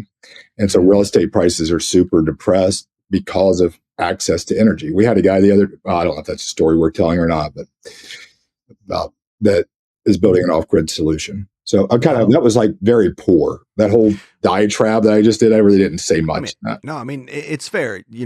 My solution to taking power wherever you go is just you get a hat with solar on it. Plug your phone right into. No, but on a serious note, let me ask you guys this, because we were talking about the objections that people have or might have against solar. One of the things that comes up often as a question for even just to make a case for like nuclear energy versus solar is, what about for batteries, lithium, and we're like digging into the reserves of the Earth's core and blah blah blah. Like, what do we say to that? Can you click that? Can you click that x.com link real quick that I just sent you? Oh, you just sent me something? Yeah. What I would say to that, to an American, is shut up. I'm just kidding. Let's see. I'll put it up on the screen. Okay. What in the world happened? Share screen. Here we go. X.com. And you know what determines which country wins AI is how much energy they have and how good their microchips are. We're doing all we can to keep China from getting the chips, but they're going to eventually. And so you see that chart, up at the top, the biggest one, the red one, the one that's kind of flat for the last 80 years, that's the United States of America. So when you're talking about the Chinese holding hands singing Kumbaya, sure, maybe in 2000, maybe in 2005, when we were absolutely dominating them and producing energy to do work with, up until about 2010. Wow. Because they started putting up a massive amount of renewable energy because they don't own oil. They don't have any oil. So their need for oil makes them dependent upon the rest of the world. They saw that this was a way out. It's hard for us to see it because we own the oil, and the people who own the oil make a lot of noise that isn't valid about renewable energy resources. Whoa. They own a lot of government processes that prevent those assets from going up. And this isn't, again, I'm not bashing big oil. It's not about that. It's about Americans, being so scattered and lack of attention focused to what can I do, that where the Chinese are like, this is what we're doing. We can have a 20-year plan, and 15 years from now, we'll have more engineers than the rest of the world combined because this is what we're going to screen for. This is what we're going to measure. This is what we're going to do. And it is over for us unless we freaking do something about it right away. And I am certain that our government cannot get this done. This is from Ember's yearly electricity data, Ember's European electricity review, just for people who are can't read the fine print here on the screen. Energy Institute statistical review of world energy. Wow, fun. So a pretty legitimate source. We could drill till the cows come home, but we can't compete with the power output of the sun. Intelligently managed with a power factor of 1 always, because they're on high voltage DC transmission lines, which there was just a 1.6 billion, or I'm sorry, Jeez, America just approved some maybe it's got 3 figures of billions. I forget the number, but to put a power line from Kansas to Colorado, to build what China already has 1,000 of built from the part of their country where all the solar panels are already installed, that nobody's talking about because they're talking about climate change and look, or China's still Gulf building of America or Mexico or whatever the hell, that matters. That rain's going to get loud. I'm going to go inside. Okay, sounds good. Cool. I'll take you off screen while you do that. So that's the biggest thing I would say. Fun times. We're in trouble. So what would I say to somebody? I would say, you don't know what the hell is going on, and we need your help. And we found an American solution to give you a chance to help if you want to. And John can tell you about that. Yeah, tell me about that, John. Yeah, it's the Ovanova PET. And PET is an acronym for Portable Energy Trailer. And the first, we're always taught to cover objections ahead of time. Yeah. Right. And I would say that, most people, when they think about a portable energy trailer, they'll go on Alibaba, or, they'll look up, and there's a billion trailers with some solar panels slapped on them and some batteries and then some inverters. And, maybe you're hearing this and you're thinking for the first time, well, that'd be really cool to have a trailer with some solar panels on it and some batteries and some inverters. Yeah. But there's way more to a pet than that. You heard the two big problems being guard the grid and, be able to potentially defend against an AI that doesn't have our best interests in mind. Lester talked about being able to own your power and take it with you regardless of what the situation is. If there's a bunch of wildfires coming through your area, it's tough to rip your panels and your batteries and your inverters off your house, but it's real easy to hook up to a trailer. Mm. And we haven't really talked about what it does yet. We haven't really explained how it solves those problems. But I think before we do, I would say that it encapsulates the last 10 years of us being deep into the solar industry. All the lessons that we've learned about manufacturers and the products that they make and what makes them solid and long lasting, about the utility grid and all the challenges that it faces from the intermittency of renewables, all the intermittency of, there's a massive, there's a great story about a big solar field outside of Los Angeles, megawatts and megawatts. And if you think about Los Angeles, already one of those places that employs every trick you can possibly come up with to be able to reduce demand during peak times. Shut off the HVACs. They do all of it, right?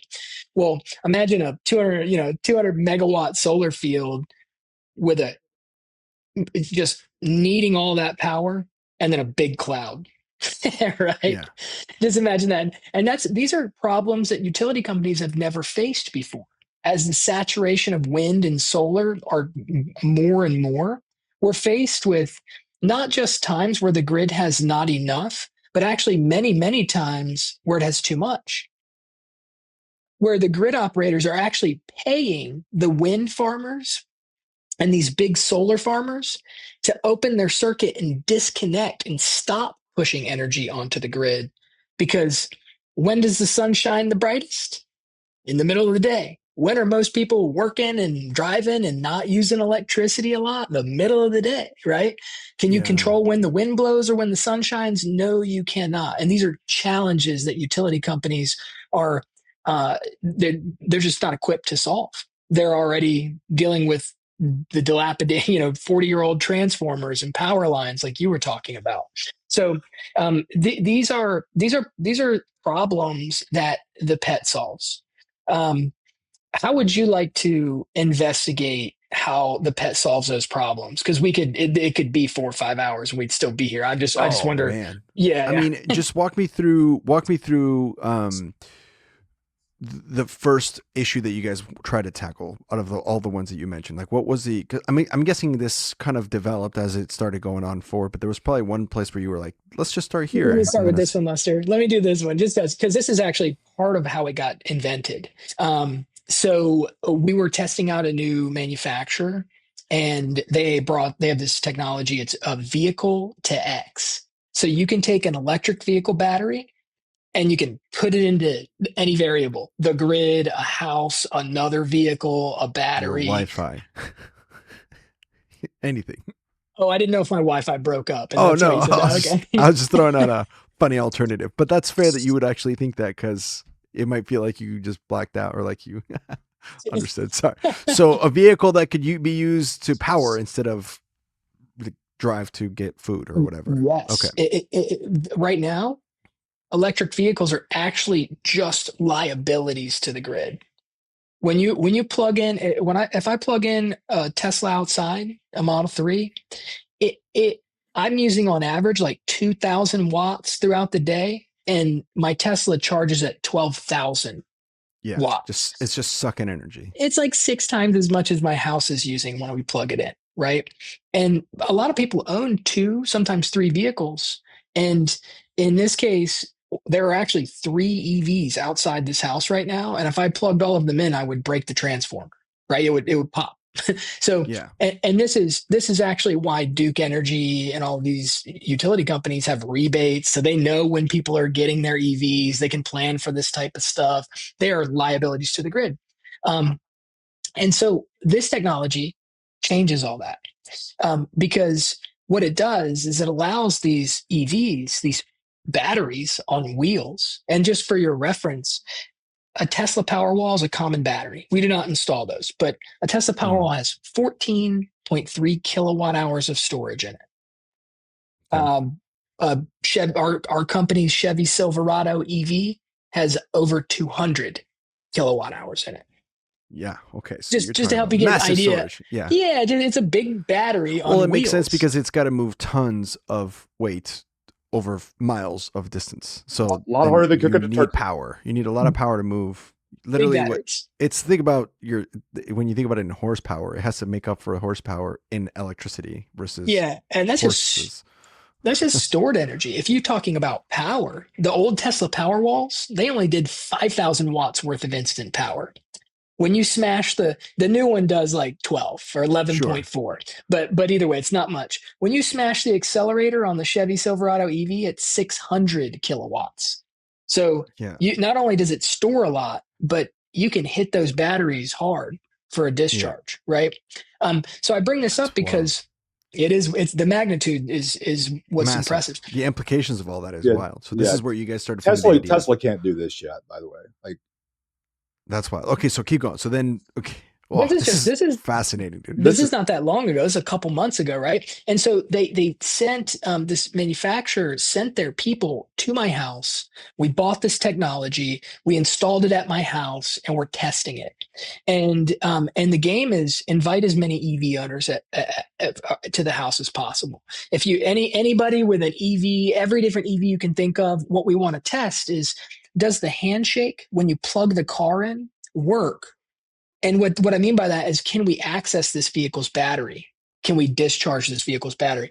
And I found we found out that quite a few of them work. We only had one so far that did not work so far with the technology. It was really exciting, but we were missing tons. I'm calling like Kia dealerships, and I'm like, hey, can you guys let me test one of your cars? And it's like I had to talk these guys into it, and it didn't happen. But I was like, I can't get my buddies with their Rivians and their Lucid Airs. Yeah, to drive like, 2-3 hours, or in the middle of the day, even an hour, to come to my house to do this because people are busy.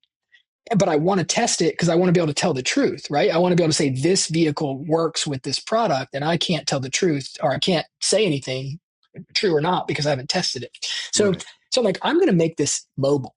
So this is a part of how the portable energy trailer came about, is like, how do I get this tech to people to test it? And I'm like, I'm just going to throw it on a trailer. But we just so happen to have a bunch of other lenses we were able to layer over top of this, like the work we did during Hurricane Helene for disaster relief. I'll let Lester tell you about it, but I'm going to just want to cover the one EV portion, right? Because the EV portion's big.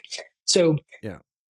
The ability to access an electric vehicle to not just support your home, because that's been done before.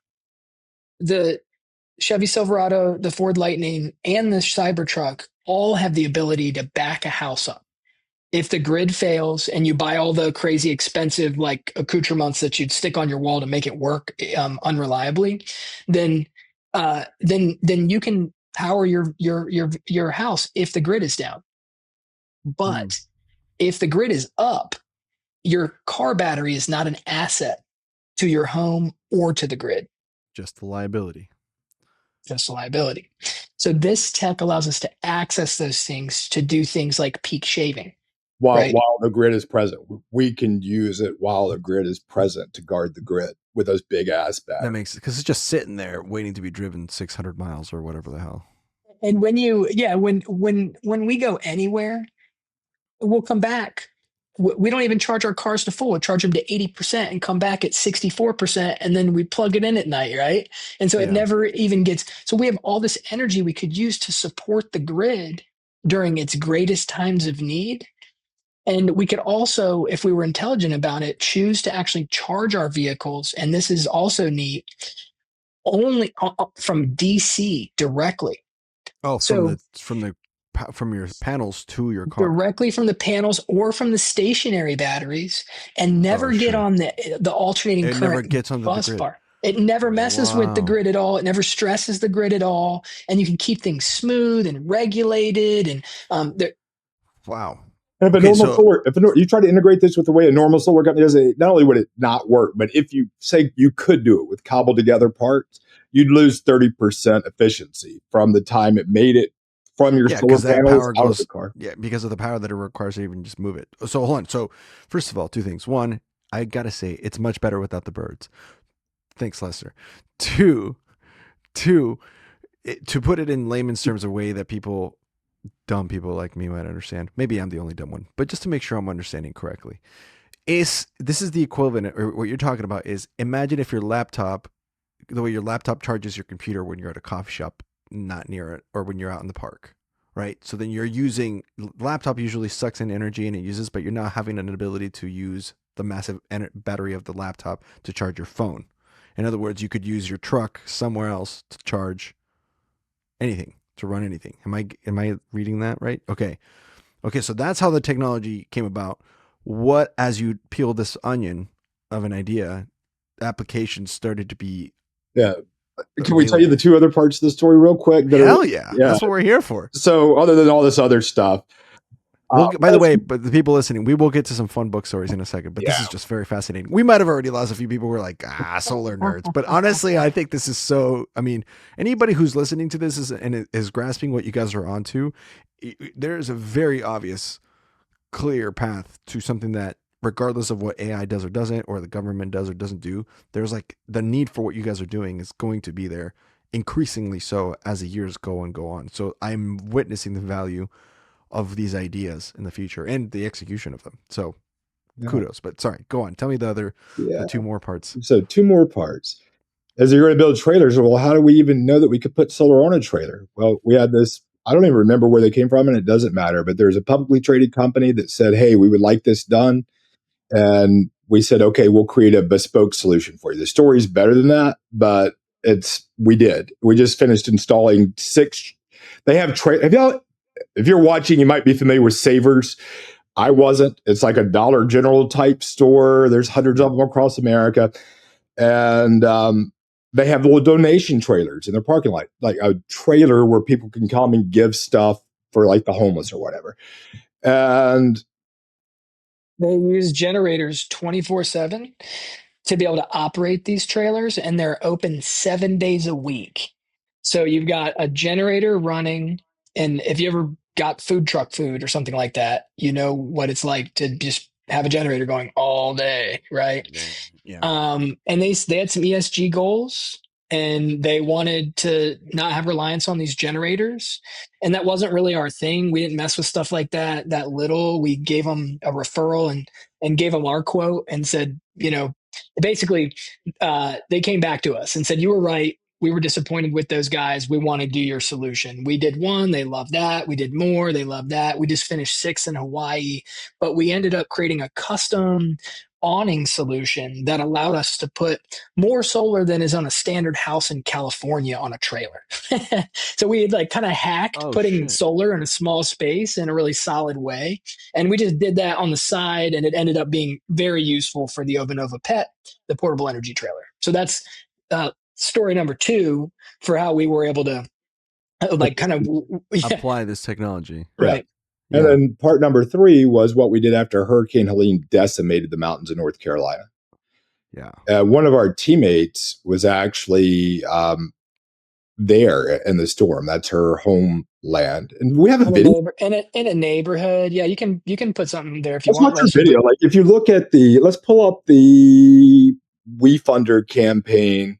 Yep. You can see the pet, I guess, because yeah, the neighborhood that she was in, there was one way in, and the bridge got destroyed. So everybody in this community was stuck. They weren't getting out. The so only the, way we Right. got there, yeah. how'd you get there? We Uh, parked a truck as close as we could get and hiked up a mountain and down a mountain and walked miles. But Yeah. So so click that. this is the trailer. This is a trailer, and this is a Hurricane Helene story behind it that started. Can you guys hear that, or is it just on my audio? yeah, Bigger. Oh yeah, let me try. Oh, oh no, what happened? I have to hold on. Let me sorry about that. I don't know what happened. I don't know if it's gonna let me. I'll try to zoom in on it. Is that better?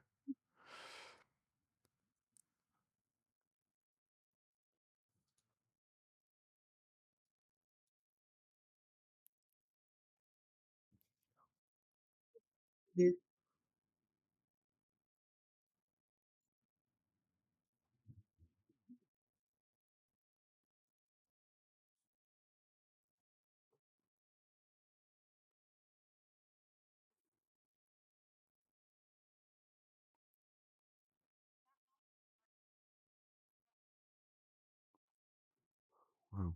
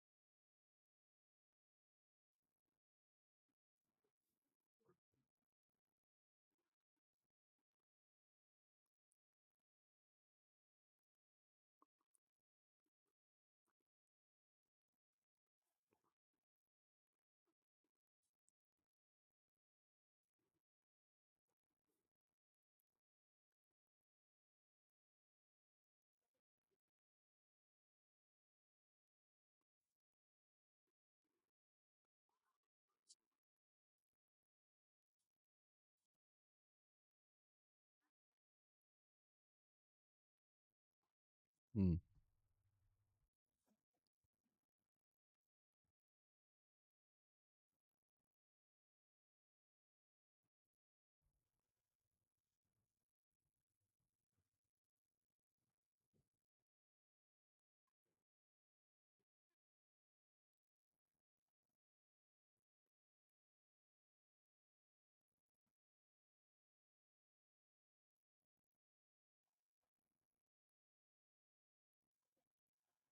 Well, that's cool. Dang. First of all, when she said John, she meant you. Yeah, if you scroll down to the bottom of the thing, you'll see a picture of where they after they cut her out, and she helps. So scroll down all the way to the bottom. I think is on there. Whoa, there it is in action. Yeah, but that's just a version one prototype. We've come a long way since then, but it's what's on the page. Oh, right here, right here. just yeah, right there. So that's after John. That is John. After hiking two and Wow. a half miles up a mountain with chainsaws with Chris and Andrew. Chris is a co-founder of our construction company, has a 150 IQ. Andrew, literally, and maybe a little higher. Andrew Check is a out micro. the big brain on it on Yeah, he's Chris. That's and that's crazy. Xena. That really happened. It's a real story. That's why it's like it's true, and we knew that. So, Go ahead. oh, sorry. So, could you? This is a dumb question, maybe. So sorry if it is. By the way, am I blurry on your screens?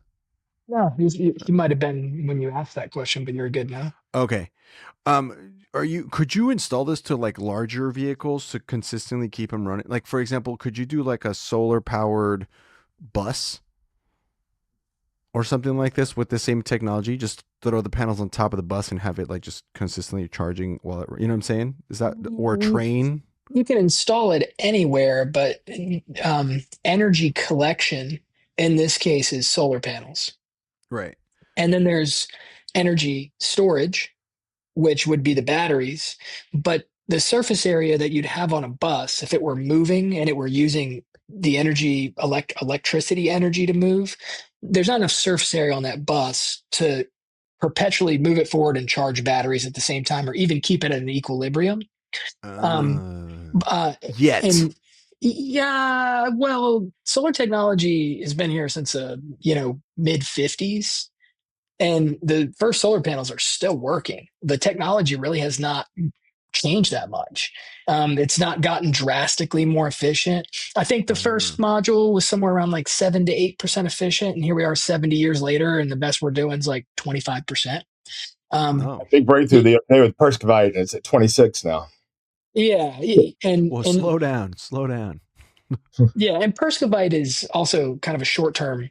It's not long lasting. But So you're just going to get better. So it's mature technology. yeah, I mean, what you're asking is anything is possible, but what you would do is you just deal with your real world limitations. So even the pet has a generator on it. Oh, okay. I see what you're saying. So it So still needs it would still for like large. Okay. So it You're still right. needs some help. depending, You're you running may that. never run your generator ever. You might never start Right. it up. But what if you were to be in a scenario where you need more power than the sun can give you and your batteries have? Wouldn't it be nice to know that you have access to generating that? And this is there's nothing like this.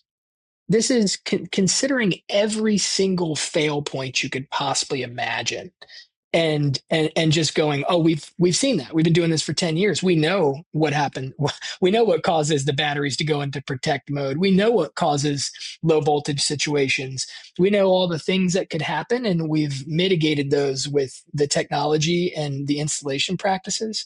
And so this is real reliable power in a way that in the trailer that our flame model that we're offering as our first solution, it has twice as much power as you'd put in a house.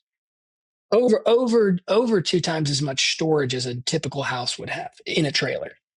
Whoa. Um, go ahead. So if my in her scenario, or like some disaster strikes, I lose power and I'm screwed. Like you're in the situation where, hey, I need this help. How long could the pet, how much in practical terms? I'm assuming I'm not running all my lights at the same time and not charging my electrical vehicle. Forever is Forever. the answer. Yeah, I'll give you an idea of even without a generator. Another cool thing from the Hurricane Helene stuff that we did. So after Zena got out, she became the director of our nonprofit that was just sitting there not doing anything. And we're like, let's use the nonprofit for this. So she's done great work for the last 7 or 8 months. And we have the only long term relief center, I think, left up there, but that's not the point. I got on a wrong story. I just wanted to say what happened to there is that she's been on the grounds with her hand doing work for like a long time, like great Wow. work. And then John and those guys, after they were finished saving Xena, went down to Marshall, North Carolina, because Holly Flitner is our old name.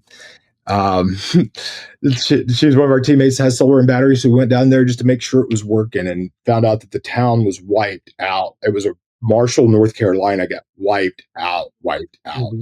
And most people Lost don't. power for 47 days. And did you know, Andres, that solar without batteries won't do you any good after a storm if the grid is down? Yeah, because it won't matter because the grid's down, so there's no power anyway, even if you collected it from the sun. Yeah. Right. And I won't get into the technicalities of that, but just to say that your solar panels don't work without batteries. Period. Yeah, I can follow that from my familiarity with solar. That is at least at a decent enough level to get what you're saying by that. But just people who are listening, that is how it works. If you don't have a battery, you're stuck as much as everybody else is. Even if the sun's shining beautifully the day after the hurricane. Because the grid's out and the power still comes from the grid, even though you're collecting. It's not because of that. It's because if the grid is out, it means there's lines down. And remember how we said solar works so well that it makes more than you need at noon. And if there's no place for it to go besides your house, that means it's going onto the grid when people are working on the lines, which means crispy critters. We don't want to make crispy critters out of line workers. They're putting there's a safety mechanism built into most batteryless solar installs where if it doesn't sense the grid, it just shuts everything down. So it's a safety thing. Yeah. Okay. Solar panels generate electricity without the grid, but they generate direct current, and you don't use direct current for anything that everything's plugging into an AC outlet.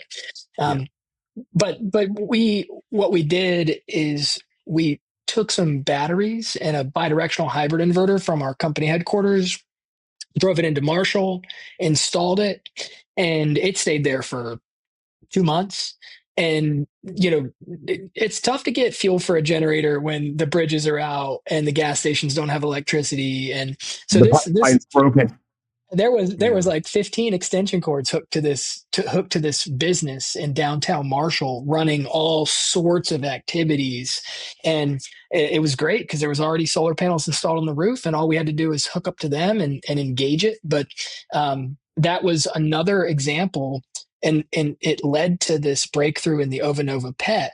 Was by spending a few weeks in this disaster zone, and it was a disaster. I've got footage on my phone.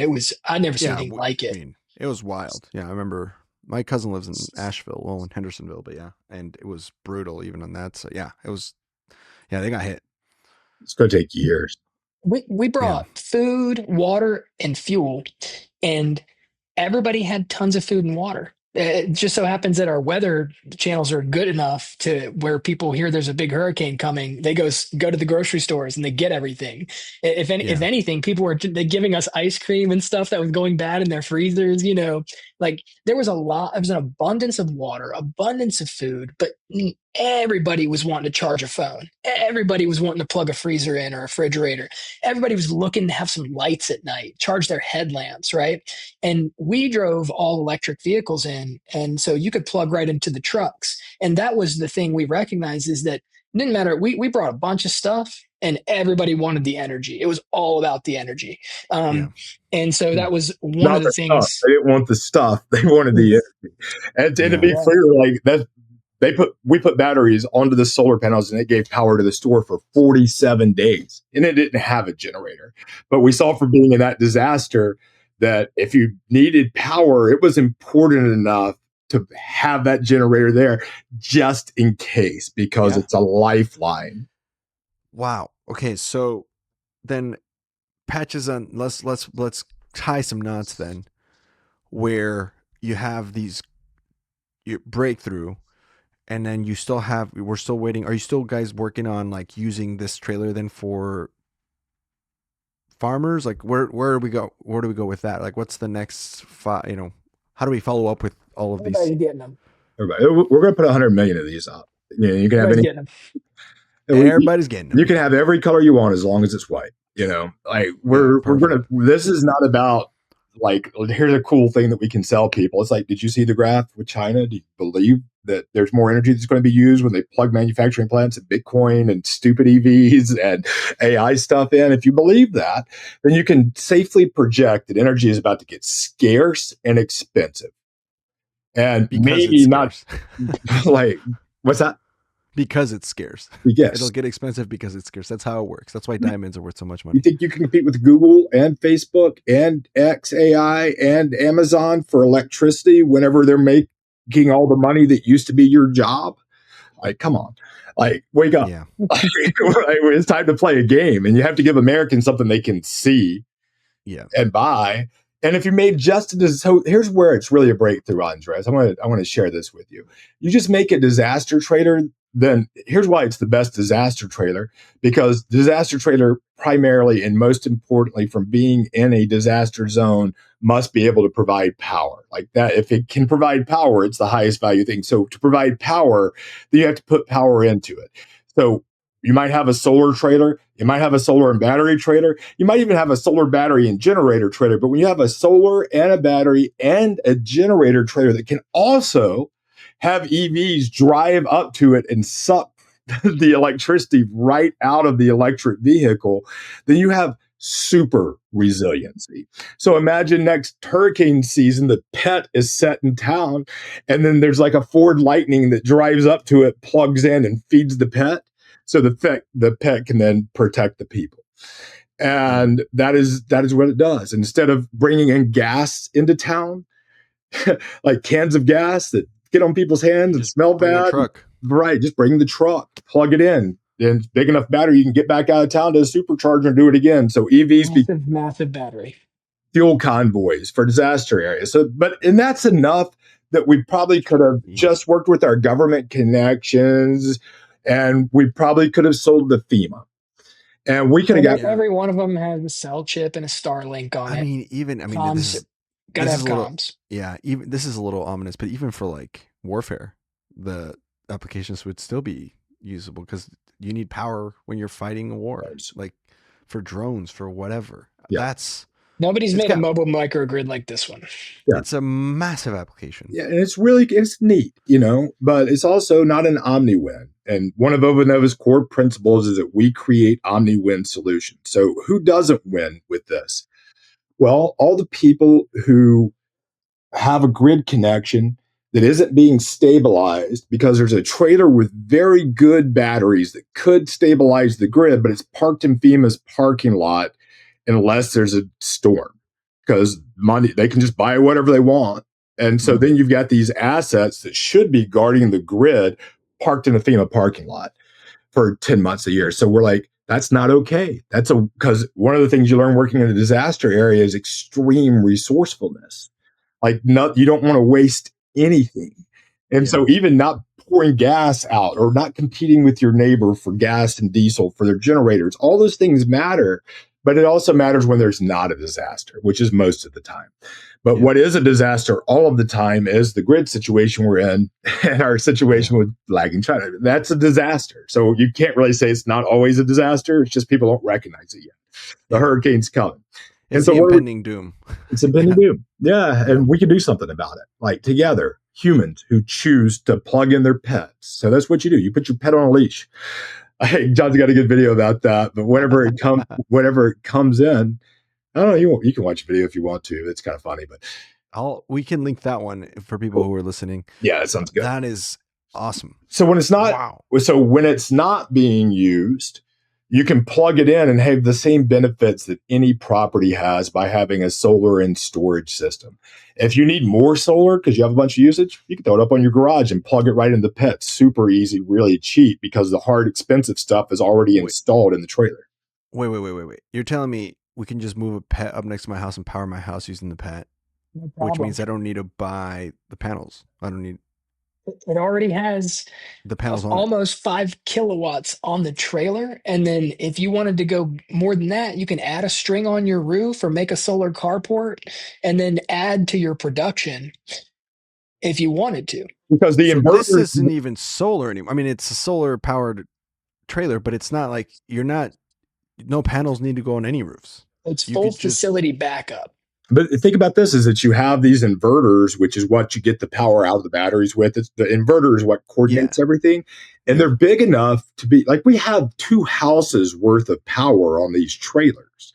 And so like a house would get like a bunch more solar because there's just not enough space on the roof of the trailer. But you could totally put some extra solar on if you wanted to, but if you didn't want to, you're going to get some savings from your solar, and you're going to have backup with your batteries, more than enough batteries, and you can grid charge them if you need to. So even if you didn't have solar, you could charge the batteries at night when it's cheap, and then if you don't add solar, you still have uninterrupted power. You just might not get rid of as much of your energy bill. Like this might get rid of like $20 to $50 worth of your energy bill every month. Versus add some solar panels on your garage or on your house and get rid of the rest of it type of thing. And you still wouldn't need that many panels anyway. So it's still savings regardless. What does a pet cost? So you say it actually, that's a third thing, is it pays for itself. It actually makes you money to have it. And that's why this is a breakthrough, because even though it's an awesome thing to have, and a lot of people would love to give themselves superhero powers by having a pet parked outside they could carry to people in need, and have a citizen-led replacement to FEMA providing power for communities. That's pretty cool, worth it in and of itself. But the way the pet works, Andres, is that, guess what? What everyone likes about the way you do business. What everybody likes about the way we do business is the thing pays for itself, because although it's awesome to have at your house, and that's where it should be. If people were thinking about American energy security, that every pet would just stay parked into the house, and that's where it would be. But people like money in America, because right now money is what gives you access to the energy that somebody else controls, so you can go do the things that you want to do. And so we made it make money for people. So something with this much power, Andres, there's a huge, like $2.5 billion in America alone a year in renting out portable power providing devices. Generator on a trailer.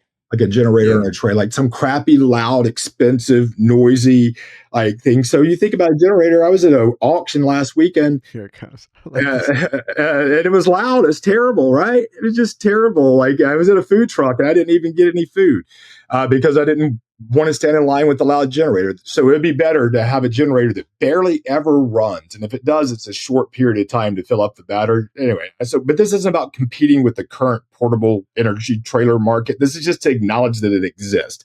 People that use it, weddings, in a field, like you have a big, pretty, picturesque wedding, and festivals, construction workers, anything outside. Anything outside that family requires gatherings power on to the top operate. of a mountain, like Rowdy Green told us about. Even just industrially, like a construction zone. We were talking about building bridges. We're talking about like all this stuff. You see them anywhere, literally anywhere that you need power to get to operate anything. Yeah. So that's it. I think outside. It's about $400 a day is what you can get for it. The sticker price on a pet's $160,000. Right now, the government will pay for government will pay for 30% of it. If you own a business, it knocks out about another 20%. So it ends up being 80, 90 grand once you recognize your incentives that are currently existing. Yeah. Because if you just have it in your house shooting power back to the grid that Duke Energy's buying it for, then also is there enough sense in that to make it sense? Yeah. Or it makes sense.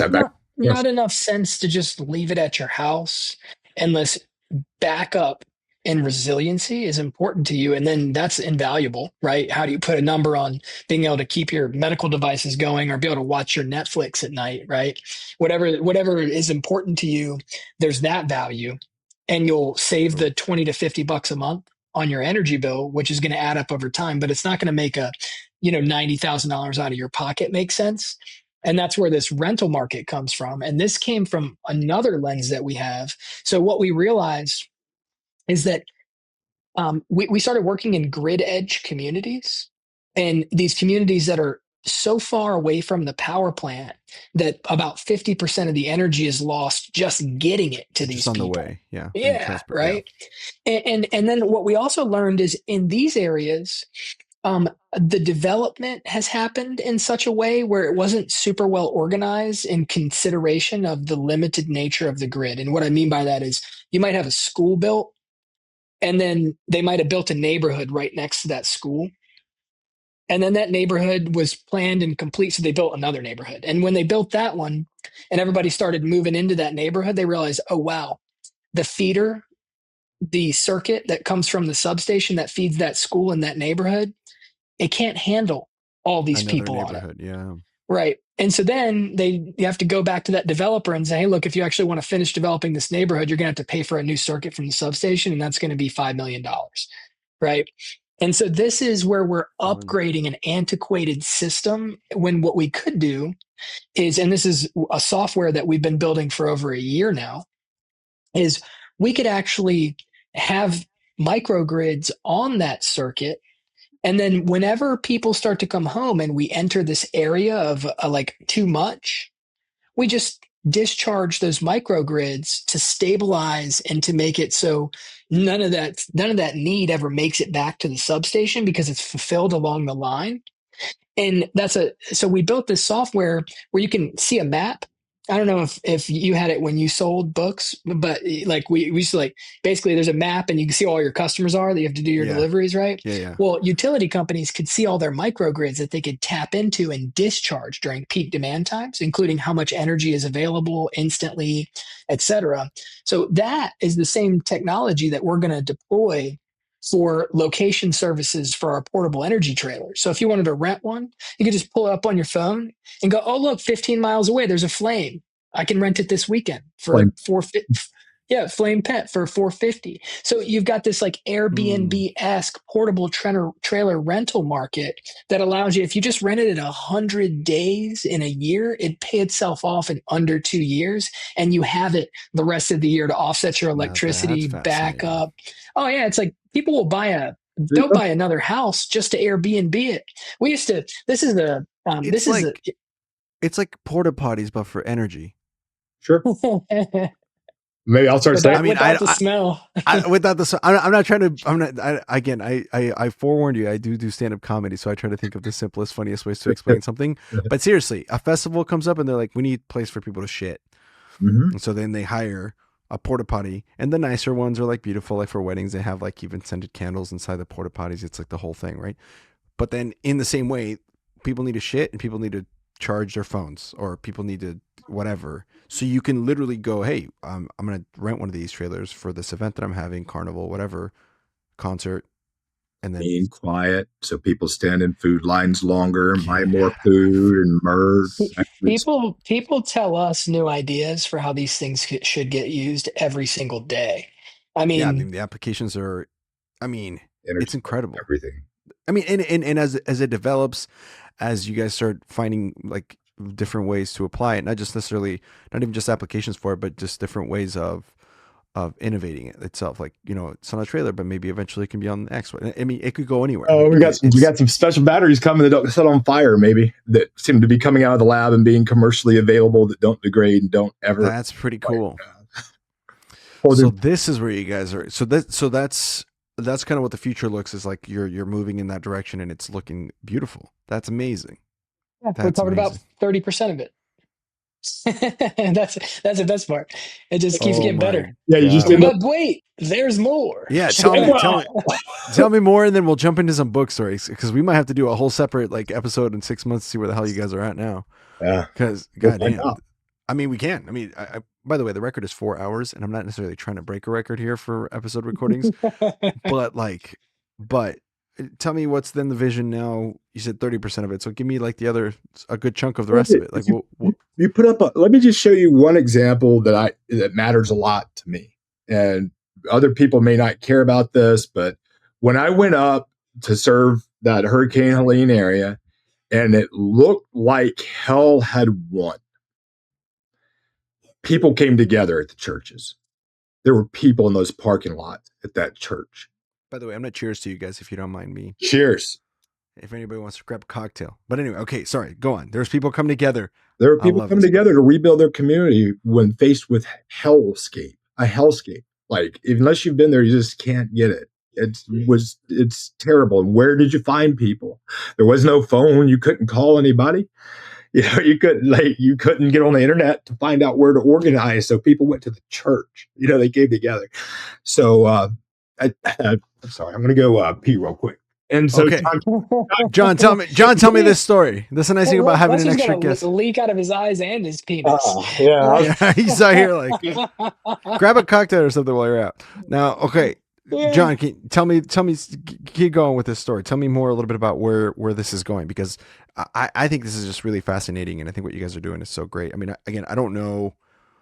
I'm just looking at this at face value and what you guys are telling me. You guys obviously know what you guys are doing. You guys know what's happening, and you understand the market that you're in and the market that you could be in going forward. So this is pretty cool to like witness and to be a part of. So first of all, thank you for being here.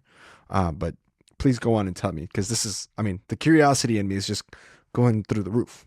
Let me let Lester carry on with his momentum before. Oh, there he is. He's back. Yeah. So, to us, a pet is something that's so good. People who do good should have it. And you can have your opinions about religion and churches and what they do, but I know what I saw. Like, I know that religion aside, it's a community gathering place. Like, it is when it all hits the fan, that's where people go. And what we've been talking about this whole show is all the different ways that it can hit the fan.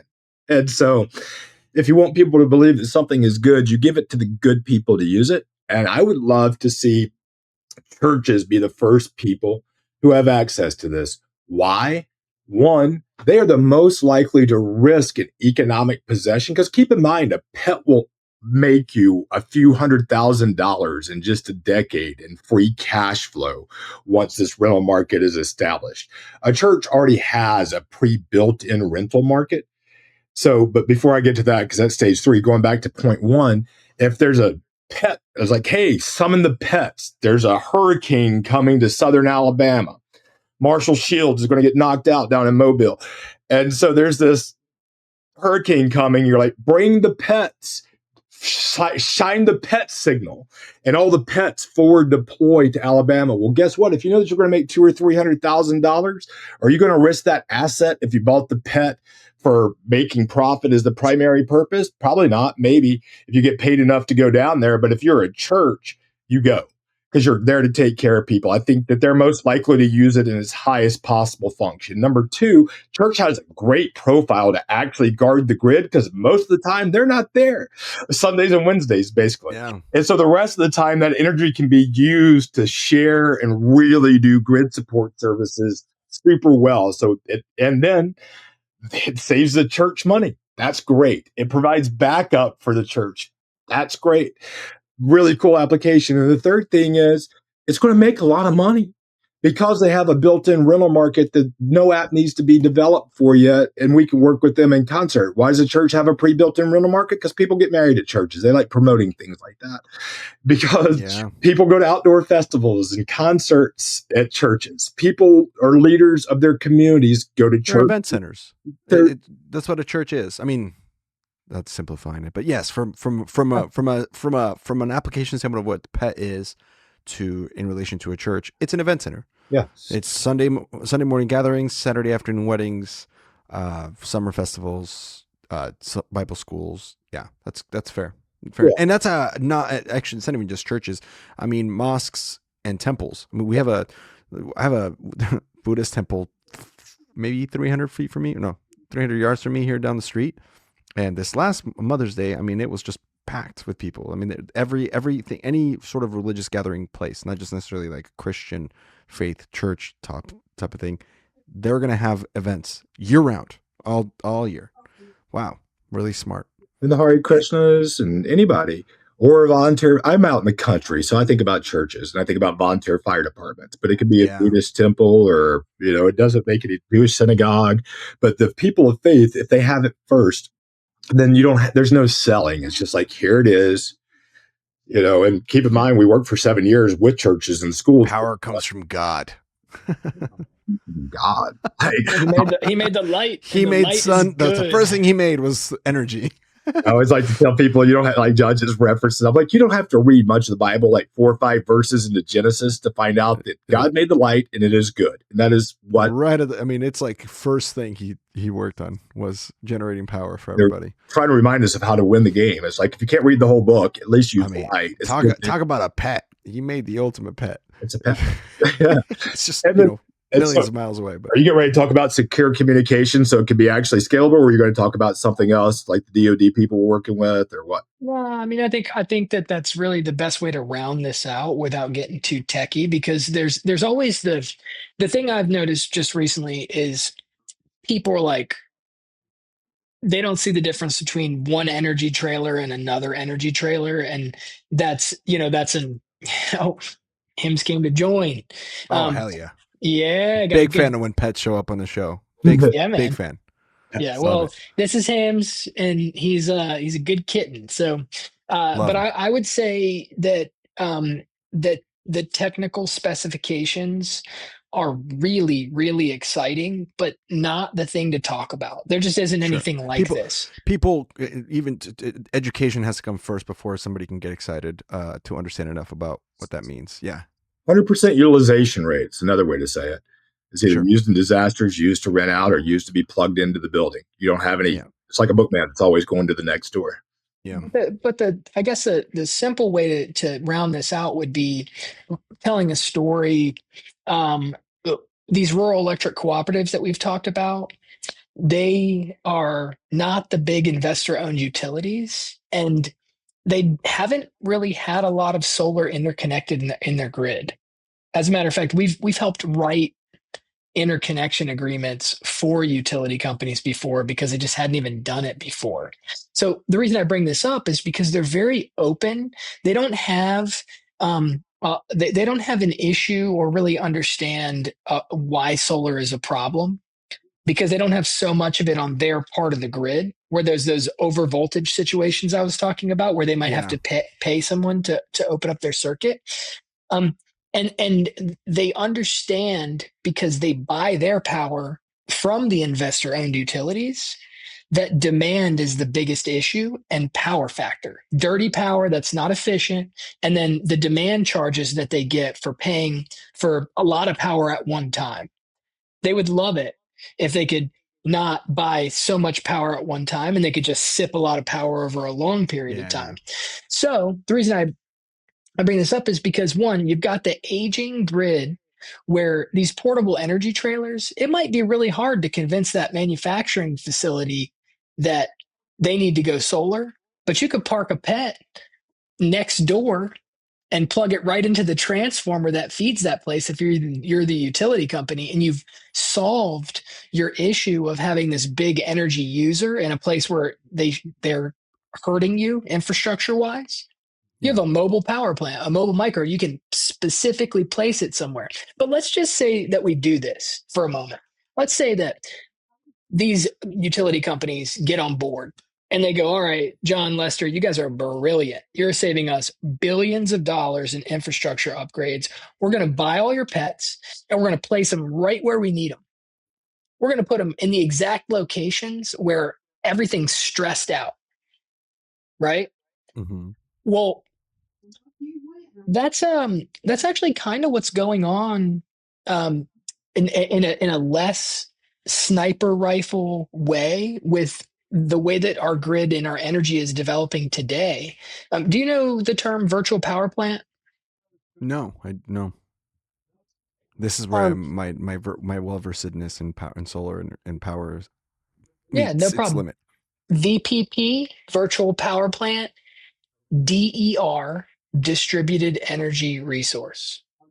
DERMS, Distributed Energy Resource Management Software, DERMS. Okay. Yep. And so I share this with you because there are many places around the country right now that will pay people to discharge their microgrids during specific times when the grid needs it. And sometimes those payments are obscene. To help you understand what I mean by that, I pay 11 cents per kilowatt hour here at this house. And there's sometimes when ERCOT's paying $5 per kilowatt hour for people to discharge their batteries into the grid. No 11 shit. cents versus $5. What?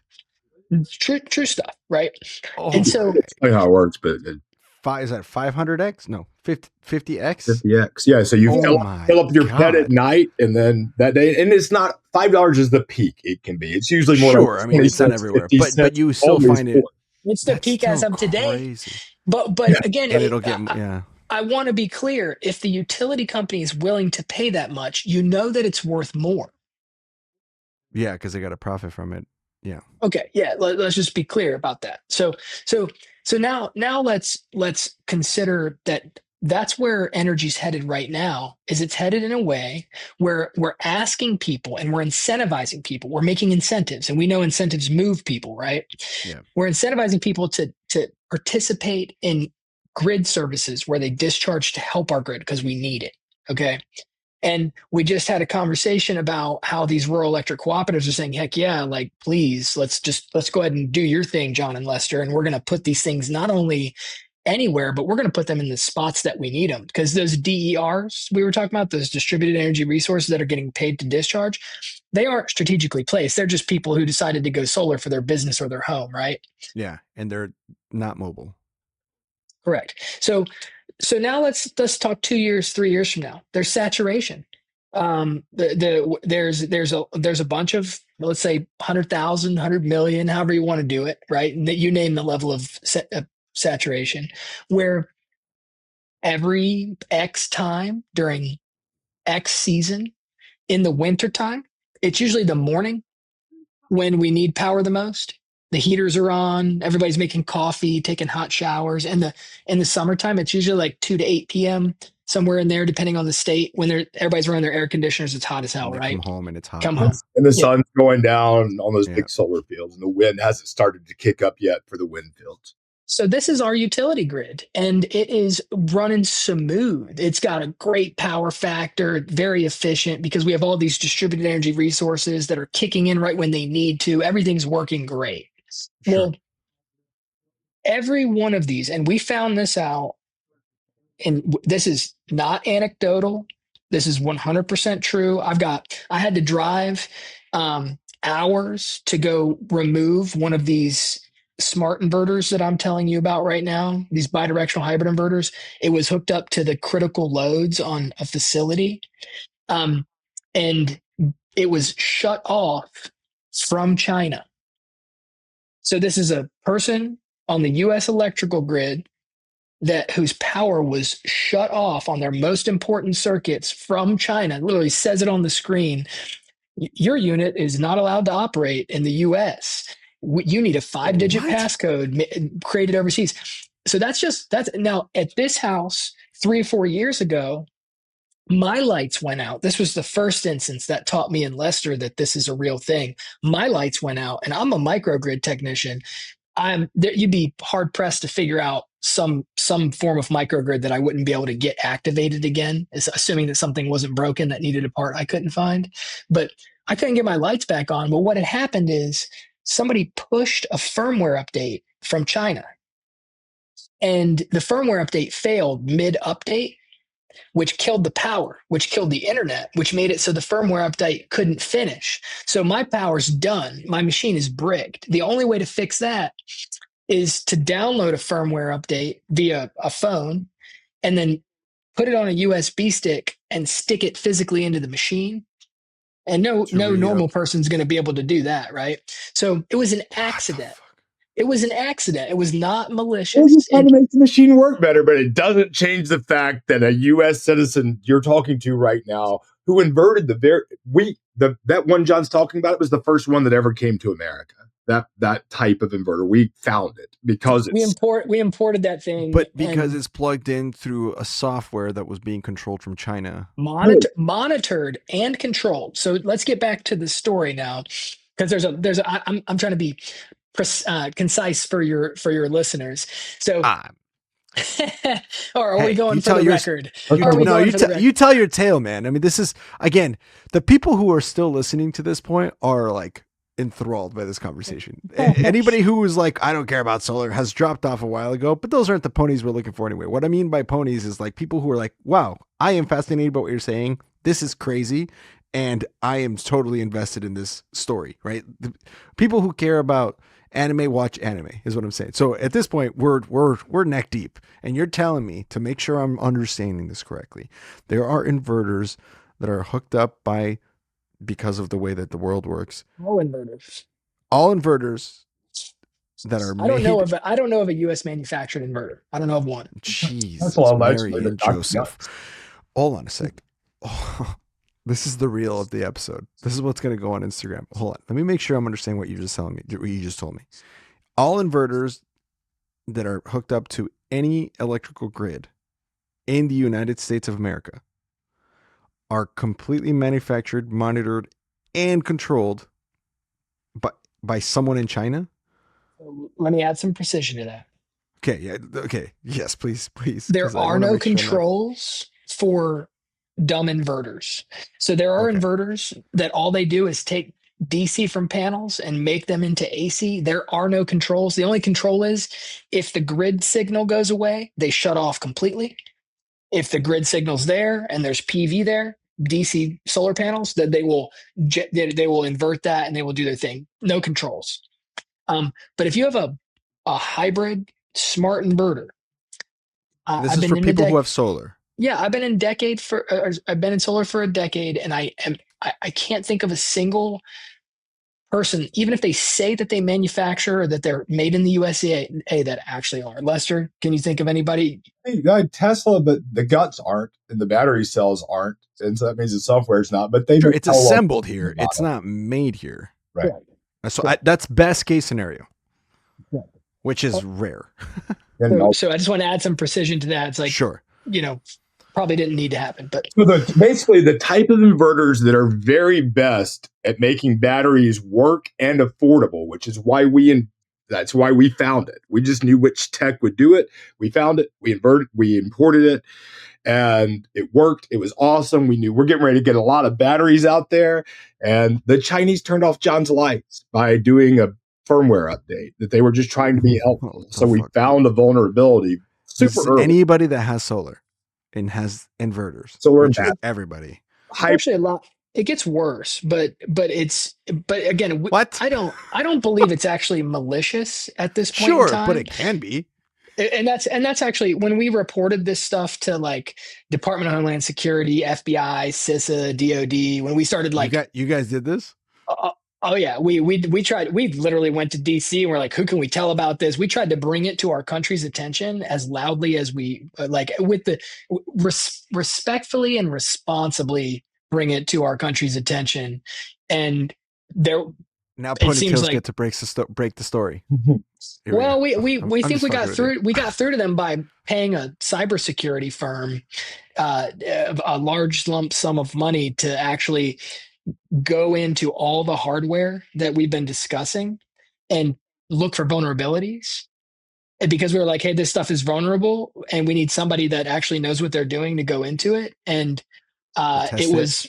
Oh yeah, they found many attack surfaces and many vulnerabilities, and then we got what happened? We got a good boy pat on the shoulders. And, SVA or something. It's basically the government says, guys, you figured something out that was bad, and you went about it the right way. You told us about it, and thank you. And now you get your name on a paper with us, the cybersecurity firm that does stuff for like military, and we get to present at the Black Hat Cybersecurity Conference after we notify the manufacturers about the vulnerabilities this fall.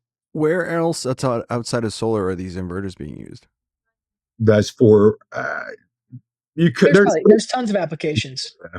Anyway, there's tons of applications, but it's not dangerous in the way that we're talking about right now, except for when it's grid tied, and that's one of the things that stands out about our Ovanova Pet, this portable energy trailer, is most trailers cannot be grid connected. They're made, the stuff that's in them isn't even rated. It's not even UL listed to be interconnected with the grid. The utility companies would just smack it down and say, no, you can't touch the grid because you don't have the certifications. Sure. Yeah. But this is all totally grid compliant, microgrid integration devices, smart controls. It's all like, this is all set up and designed. So, but here's why it's bad. It's bad because we just solved the grid. We've evened it out. We've got all these pets in the right spots, discharging during peak times, charging from the grid when there's too much.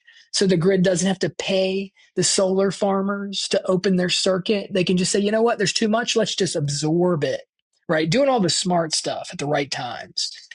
And then you guys are making too much sense. Yep. Well, guess what happens then? Well, because this is all monitored and controlled from China or wherever, let's just say for 2 years, it shut up and done the right thing. And then all of a sudden, at all the strategic points, the most important inflection points where the energy is needed the most, 5 p.m., middle of the summer, everybody's getting home, the grid frequency is depressed, there's the highest demand that year to date. All the monitors, all those smart hybrid bidirectional inverter chargers, they're aware of this because they're basically oscilloscopes themselves. And so they go, you know what? I don't want to help today.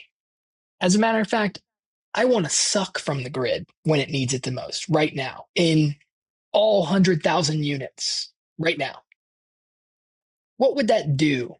Well, our AI friends, when we queried them, that's never happened before. But and with 100 million of them up, you double the size of the U.S. grid. So you have these things that could. Any idea? Have you like? There's a lot of stories about what happens if the grid fails, but the grid going down is actually something that's never ever happened before. Yet. Right. We blackouts, most people don't associate them with a positive thing, but a blackout's a good thing. Any idea why I would say that? Because it keeps the grid from collapsing. Yeah, right. It's like cutting off a finger before you have to cut off your arm from gangrene, right? Yeah. It's like that. And so if the whole grid goes down, there's way too much inertia required to get it started back up. You've got empty transformers that need a ton of current, like the inrush current to start up an empty transformer. If you think about what everybody's homes and their businesses are doing when there hasn't been power for 2 hours, the hot water heaters are waiting to kick on. The air conditioners are waiting to kick on. Every light switch as you walk around the house and you, out of habit, flip it on when you enter a room and leave it on because the light didn't come on. Everything's waiting for energy, hungry. And so it's just not going to happen. The grid's going to go, the book's called It'll 1 stall. Second It'll After. stall. Yeah, 1 Second After is the book. And the 2 studies I've read said that within 1 year, 2/3 to 90% of Americans would perish. They would die. 9 out of 10 of us would be dead. And I mean, it would be. I mean, this is the. By the way, I love the cat. Yes, more hymns. This is Dr. Evil. This is the scenario, the apocalyptic, not apocalyptic, but this is kind of the scenario that they talk about if there was like a solar flare that just hit us and it just EMP'd everything. We're talking about like, I mean, anything that's attached to electricity would just cease to, I mean, the cybersecurity, I mean, all of the implications of the power being gone nationwide. Read 1 Second After. As Wow. deep as I am. And again, for disclosure, this is like, before people are like, this is pretty alarmist. This is per conspiracy theorists. No, this is a reality of something that could happen. I mean, our government knows that the number one threat to national security is the grid. That's not even debatable. That is the number one threat to national security. It's widely agreed upon. The electrical locks in prisons. Start with that. Yeah, but we need to get some pets parked outside of the prisons. Yeah, and at hospitals. I mean, like, there you go. Now you're starting to think, and it'll keep coming. The more you're thinking about where in the world is it important to have reliable, untouched power? Yeah, hospitals, from miles away, prisons, banks. It's as easy as pulling up a pet. That's fantastic. Wow. Do you guys want to sponsor this podcast by just throwing a pet our way, and I can say that our entire operation is being used by a pet or being powered by a pet? Come on now. Think about Ponytails Pets. Let's go. You can do a co-branding VC, Ponytails Pets. Like, this podcast is brought to you by the pet. Pets. Yeah. There you go. I'm just throwing that out there. Just after I give it doesn't make me cry being inspired by it, but I do feel good about the potential of, like, in other words, I want to give it to the churches first. We got to make some. Yeah. Like, a couple of years. Go help Jesus and Allah and all the places, and then come to Ponytails. Yeah, we need to understand your load profile. That's right. Yeah. We have, I mean, these lights start taking up some fucking juice. I'll tell you that right now. No, that's amazing, dude. That's wild. Oh, okay. I need you guys to promise me something. Well, first of all, John, we need to do a solo episode with you just so we can have at some point. So you got to come back and tell me, and that way we can, stay up to date on what the hell you guys are doing, because this is fascinating. And two, if anything crazy happens again, I mean, it's going to continue to happen. You got to tell me about it, because I needed to hear. I mean, I want to be in the know. I want to be in the know. This whole conversation has opened my eyes, and we're still going through it. So, but Jesus, I feel like I need a hug. That's why. Well, you can have a hug, or you could buy a pet, and you could do something about it. Pick up your sample case. Like, I'm depressed about graduation. Like, okay, be a bookman. You won't be. You'll be all right, right? Just like, but we got to get ahead. We don't have much time. We're way behind China. We have plenty of wealth. The biggest things are going to hold it back are people saying, I don't like the way it looks in my driveway. I don't need a trailer in the suburbs. And when the blackouts start, they'll change their mind. Dude. China's going to kill us. I'm just kidding. Just so you're aware, Andres, every pet comes with secure encrypted communications. That's where that was going. Yeah. Yeah. Wow. And this is we're already on version 2 of that hardware. So that is a problem that is solvable. It's just not being taken seriously. And this fall, when our results are published and we're speaking out loud about it, we're not even really supposed to say much out loud, at least about the specific manufacturers, because we're supposed to give them time to deal with the vulnerabilities in their products. So now the process for us is giving our report to these manufacturers and say, hey, look, your inverters all have the same exact manufacturer's passcode to get in. They have constantly broadcasting Wi-Fi dongles. They have, like, it basically just lay it all out there for them and say, hey, we found these vulnerabilities in your systems. It's not okay. And then if they don't do anything about it, then no problem. Long term, what we're bringing to the industry is an awareness for the utility companies about how dangerous this is, and some sort of grid guardian certification for you shouldn't be able to connect with the grid if you don't follow our cybersecurity protocols. Yeah, because you're vulnerable, and to avoid even just to avoid the liability that a solar company could have on something like this. It's yeah, you might ask the question massive. like, how has somebody not done anything about this yet? Yeah. And Yeah, what the hell? it's real simple. There's a ton of regulation by the entities that see and oversee the cybersecurity of the actual grid. The people who control the power now. PERPA. Right. But then you get to that electricity meter that's on your building that charges you for the amount of electricity, that keeps track of the amount of electricity you use. Just and ticks and ticks. Once you get on the other side of that meter, which is where all this equipment is installed, it's looked at like a refrigerator. There's no regulation there. It's on your side of the meter, not the utility side. Yeah. You can't really attack the real grid. It's too secure because it's the number one threat. So they have money after money and technology after technology for the power that's coming to you. But the power that you can make at your house and then send back, they treat it like a refrigerator. Interesting. Bro, that's crazy. And in aggregate, and the reason we're thinking about it is because we think long term.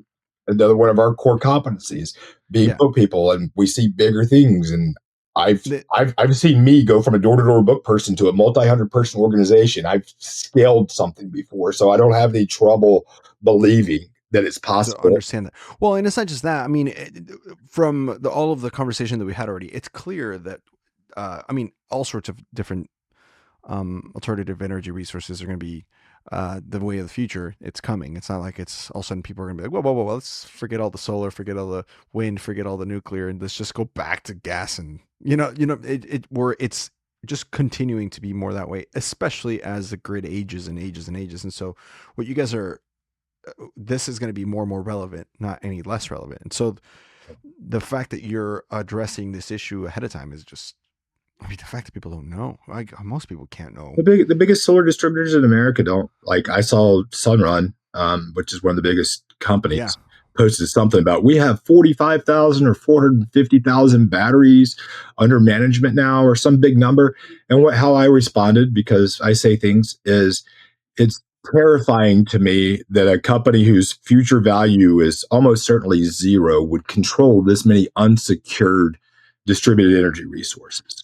Because they're just trying to make a quarterly profit. They'd be okay with marketing that they had secure communications. We've been working with people who create these devices for the Department of Defense entities, where security actually really matters. It's not something you market so you can sell it. It's something that matters because lives are on the line. What John and I realized very clearly is that there are a lot of lives on the line.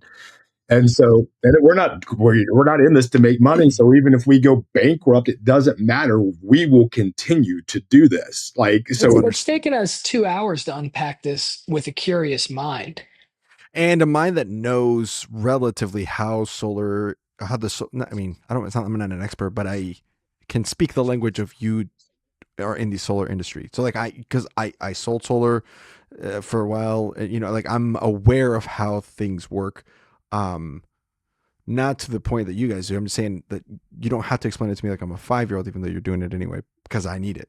You know what I'm saying? Like, my point is, if you ask my mom, tell me how solar works. Like, how does someone get solar? She'd be like, no, I don't fucking know. Like, half the battle is just educating people on how it works, right?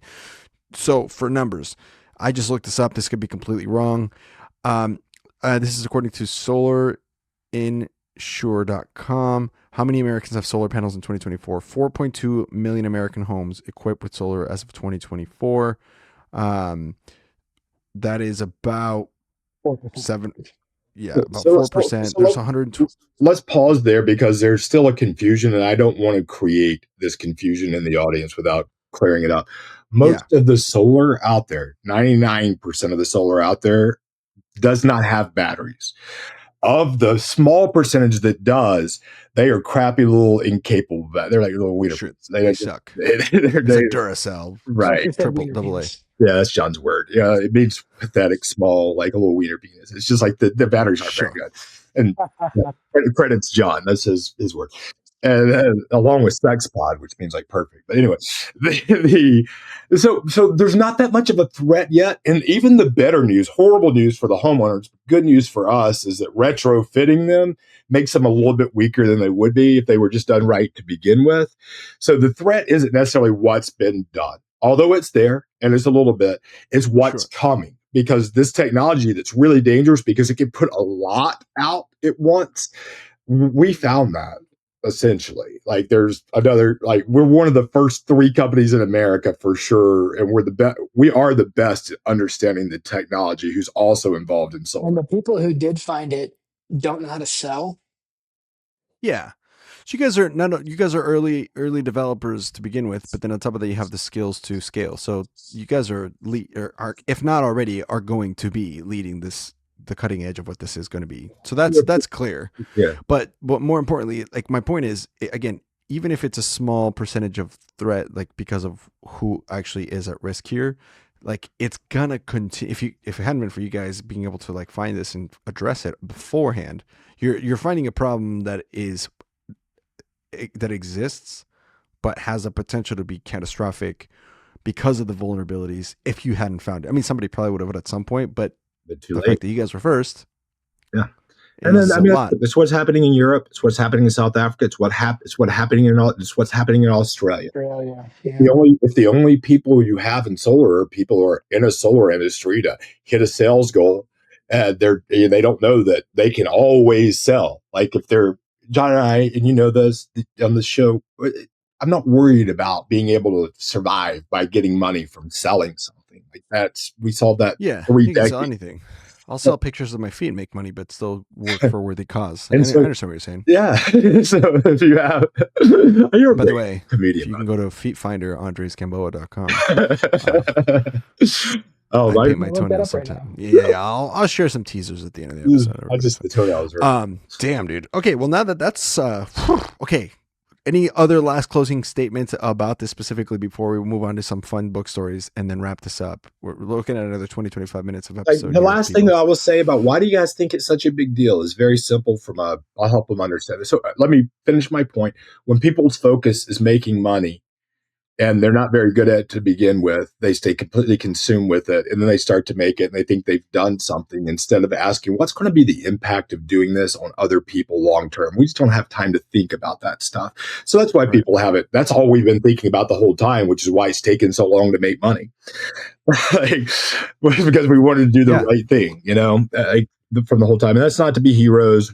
But that's the first thing. But what were we going to even from a business standpoint that generates enough structure to sustain? Yeah. And so from a business, so let me explain another reason why it actually is something. Like, you're starting to see all the people that would use it. You're starting to see how valuable it would be to the grid. You're starting to see how it pays for itself by renting itself out. But what might not be clear is that from a manufacturing standpoint, it is the hardest part about a solar installation is the part that now is in the trailers. The solar part is pretty easy. That's a lot of people can do that. But the batteries and the inverters, that's hard comparatively to that. Like it is like you have to be really good in order to teach somebody to do it remotely. So there's a basic concept that is in business. Clayton Homes is a great example of this.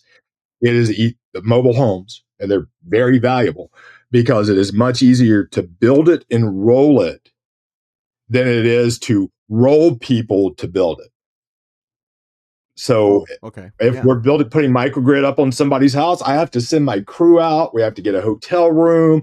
We have to make sure all the permits are taken care of before it can even go there and have any usefulness. Dealing with local suppliers and what they have in stock. Yeah. It's the same way where like those people that are doing what business was that? I think even it's on a Shark Tank where it's like they can actually like pre-make a house and then like ship it out to where it's going to go and then like essentially build it almost literally like a dollhouse where like the walls already have like electric, like it's all done. You just have to kind of assemble the house like a little puzzle in 5 or 6 steps and then put it up. It's cheaper to do that than just to have the house be built where it's going to be built. Even that, the people that have to put the kit up when it shows up is a friction point in comparison to what Lester's saying.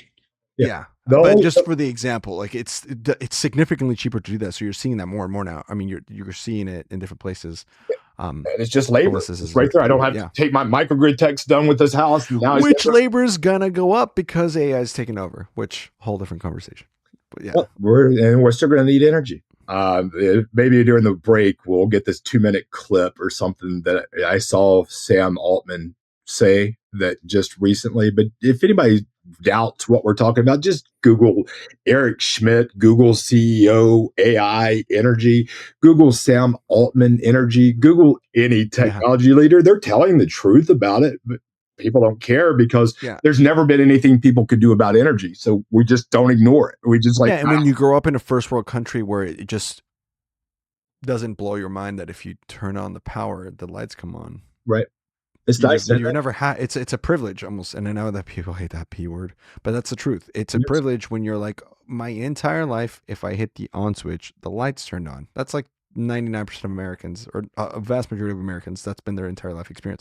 Unless you grew up in a really poor country, like the fact that like not to go a total tangent, but somebody brought up to me water softener, like, or because you'd be washing and it wouldn't come out, like the water is too soft. So have you guys heard of this concept? You know what I'm talking about? That fucking as a Colombian, I was born in Colombia, third world country, and I learned that that's a thing people did. I'm like, wait. Not only do you have unlimited access essentially to running water, but you can do something to it to make your water softer so that you can get your soap off. What in the fuck? Like just that kind of privilege where you grow up where it's like, I've never had to like worry about this. So it's not in my face. If it's not a problem, if it's not in my face.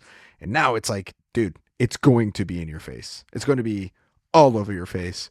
And you need to look up and wake up to read the freaking newspaper because it's coming. Jesus. Am I wrong about that? I mean, did I over exaggerate that? No.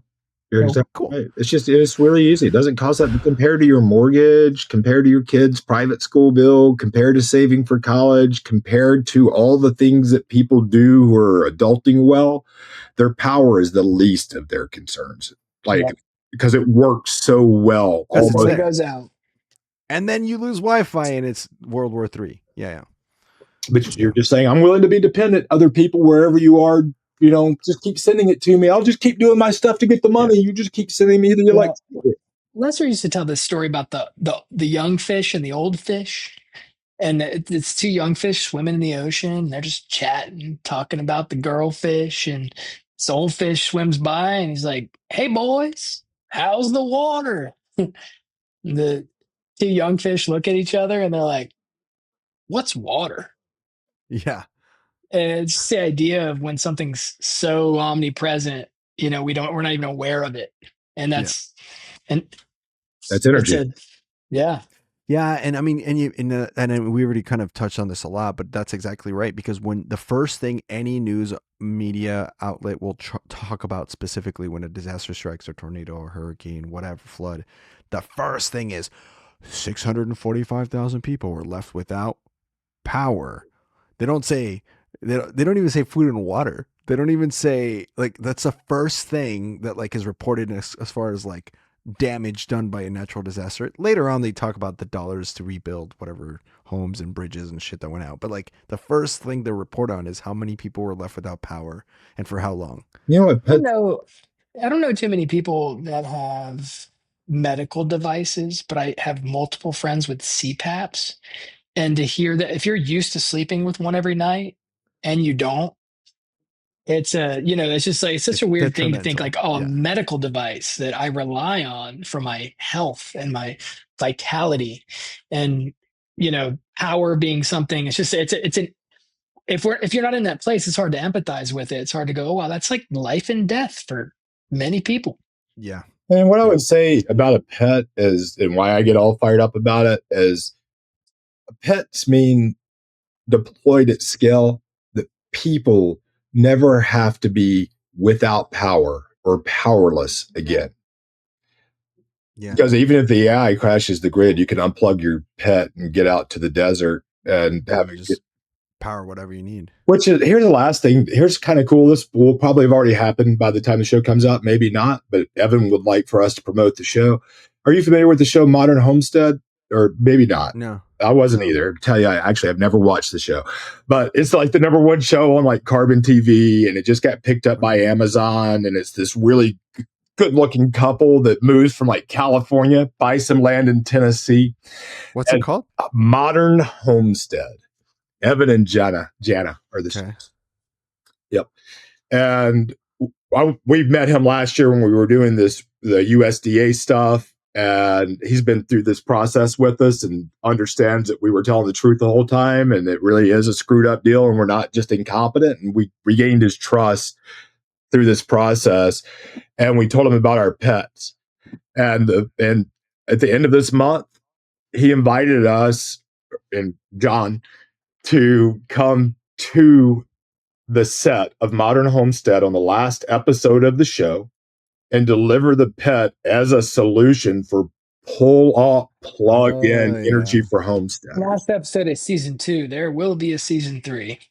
Let them if they want to be on my other podcast that it's not dedicated to book people, I would love to have them. Yeah. Well, introduction. This is amazing. Bro. Yeah, so I'm looking at them now. Ever is going to be pulled up on a television show, so it's going somewhere. Like people that can see is like you tell me people that are like thinking about being homesteaders and they know I can't be a homesteader because energy is so challenging because I'm going to run out of gas in my generator and be miles from town, or my solar's not going to work because it's not producing enough. And like all you have to do is think about a team that builds power plants for people that spend $10,000 to $10,000 a month on electricity, and go and then if you have that level of capability and you put formidable power in a mobile microgrid, that's what this is. It's people who can make that and make it mobile, and then considered all of the other things involved in that. It's a work of art. We used our knowledge to find technology more advanced than Tesla's. We actually used AI to find them because we knew the type of technology that we wanted. We knew the actual technical specifications. We're like, is anybody making this shit? Because we were already working on it. But we're like, anyway, so we found it. So we put the most advanced technology that anybody would want on their most beautiful house in California. It's what you would choose. And we put it in a trailer so everybody can have it. Let me ask you guys this last question. Could you guys sell this in large system quantities to like governments? Mm-hmm. Like you could say that you went to talk to the whatever the equivalent of housing and urban development department in Colombia, and you said, hey, look, we can get 3,000 of these out to the outskirts of coffee farmers and whatever to power entire cities and villages. The deployment mechanism is actually the most beautiful part of it all. It's our intention. Yeah, our intention is to do it in towns of under 10,000 people, all at 100 different locations around U.S. and yeah, we have 5 power plants in Kenya right now, and imagine we'll be moving to Costa Rica pretty soon. But the idea is, we can do it anywhere. Yeah, Old Pajetta is that conservancy out there that is like, Kenya. Yeah, wow, dude, we could do episodes about this. Jesus. Okay. Sick. Please come back and tell me how this is working out. I want to be part of this journey. I've subscribed. Let me know. I want to follow along. I need to know. Go to our WeFunder page. Hit the heart. Yeah. Actually, so call to action. This is a good thing. Okay. Anybody listening, how do I get involved? How do I invest? Go to WeFunder for now. Tell them real quick, if you don't mind, click that second hyperlink down and show them the buttons. That'd be awesome. Yeah, I think I'll do that. Okay, right now. I'll do it right now. 1 second. Anybody watching can see this. If you're just listening on Apple Podcast, we'll put the link of this. And we don't have any equity available in our company anymore because we need to save that to build giant factories and stuff that will be coming up soon when we start manufacturing our own power electronics.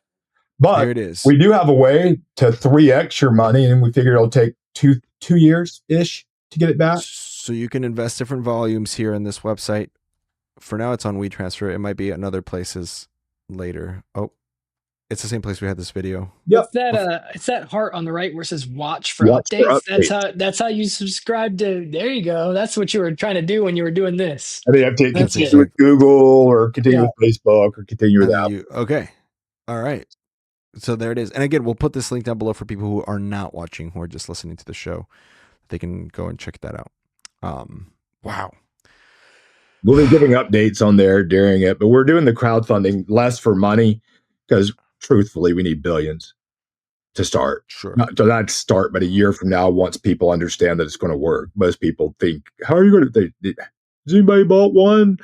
It's like, that's just not the right. Nobody makes the tech that we need right now. And we're going to have to do it. Just like there weren't socially responsible solar companies to work with in the beginning, and we had to become that. And we became unlimited general electrical contractors because we couldn't find people to fulfill the level of service that we require to work with the organizations we work with. And so there's a lot of great people out there. Yeah. Because right now the pets are being manufactured from, even if it's like from parts, even if you manufacture them in the US, the parts and stuff to develop and everything to build them at scale would still have to come from China. So you still have that hurdle if you could solve that.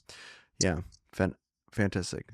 We have the fastest growing company in America is actually giving the US a chance to catch up. We can double the size of the US grid with 100 million pets.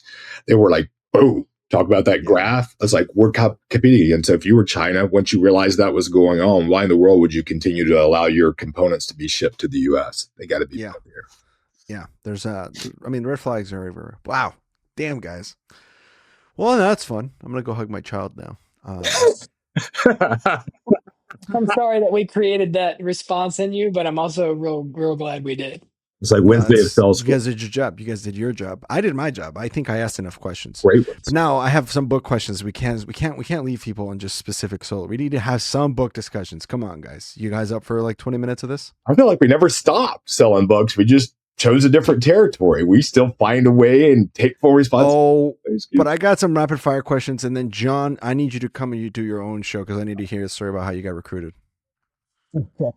And all that jazz. That's the only thing I'm asking. Is that cool? Yeah, John's got to learn how to be famous. Make him talk for 2 or 3 hours. He doesn't like talking about himself because he likes acting. Oh, that's where acts now. Yeah, that's where I come in. That's where a good interviewer can make someone talk about themselves, even if they have a hard time. I got you. I got you, John. Okay, rapid fire questions for both of you, though. Do you guys mind? Is this cool? No, I wasn't saying we don't want to talk about selling books. All right. Here we go. So here's the situation. It just, by the way, for these, whatever fucking comes to mind. You don't have to like, even if it's not the right, most accurate question, or answer, just give me the quickest. All right. And then we'll go in order. We'll go Lester first and then John. So, all right. When you sold books, and this is such a gear change. All right. When you sold books, what was your favorite territory that you sold in as far as the state? Nebraska or Wisconsin? Let's go Big Red. That's where I grew. Grand Island, baby. That's where I live. Oh, baby, that's my hometown. Let's go. I forgot you sold in Grand Island, Nebraska, Lester. Yeah, Sheldon, Gibbon, Central City, Loop City. Good time. Good. And there's a bar there called Balls where they sell wings. And their slogan is "Who needs Hooters when you got balls?" It's a sports bar. Really great. John, what about you? What was your favorite state? Texas, man. I sold there 4 summers, so love it. Hot as shit. All right. Favorite kind of turf? Big brick, country, urban, suburbia. Nowhere. Middle income turf? I mean, it's gotta be. No, not middle income, country, poor. Just we ain't seen one of y'all for years. Yeah. What you got? All right. Where the only objection is, can we afford it? And that's pretty easy to. John. I mean, for impact and productivity, I'd say big brick all day. Hell yeah. Love me a big brick man. All right. Favorite advanced sales tape? Todd McWhorter, Mondo Sales Invitational, I would say. Hell yeah. Love it. About stories. I don't know. I don't have probably just Kevin Johnson because it's entertaining. Yeah. KJ one's great. By the way, I gotta contact KJ. We were supposed to do an episode this year, or this spring. I haven't followed up. I need to follow up with him. Okay, he's having so much fun. He's like being like a band manager, going all seeing consoles. He's just kicking ass. He's just kicking ass. All right, favorite HQ. Oh, Mark and Marcel Hall. Eau Claire, Wisconsin, for sure. They were all, or Wilma Jenkins, who had big biceps. I remember, that was my first summer. I didn't have a breakfast place. Your host mom had biceps. She was 75 years old and had guns, and she's this little short white-haired woman. And whenever I knocked on the door, whenever she was out in the backyard and had a backyard with goldfish and she was just like always working.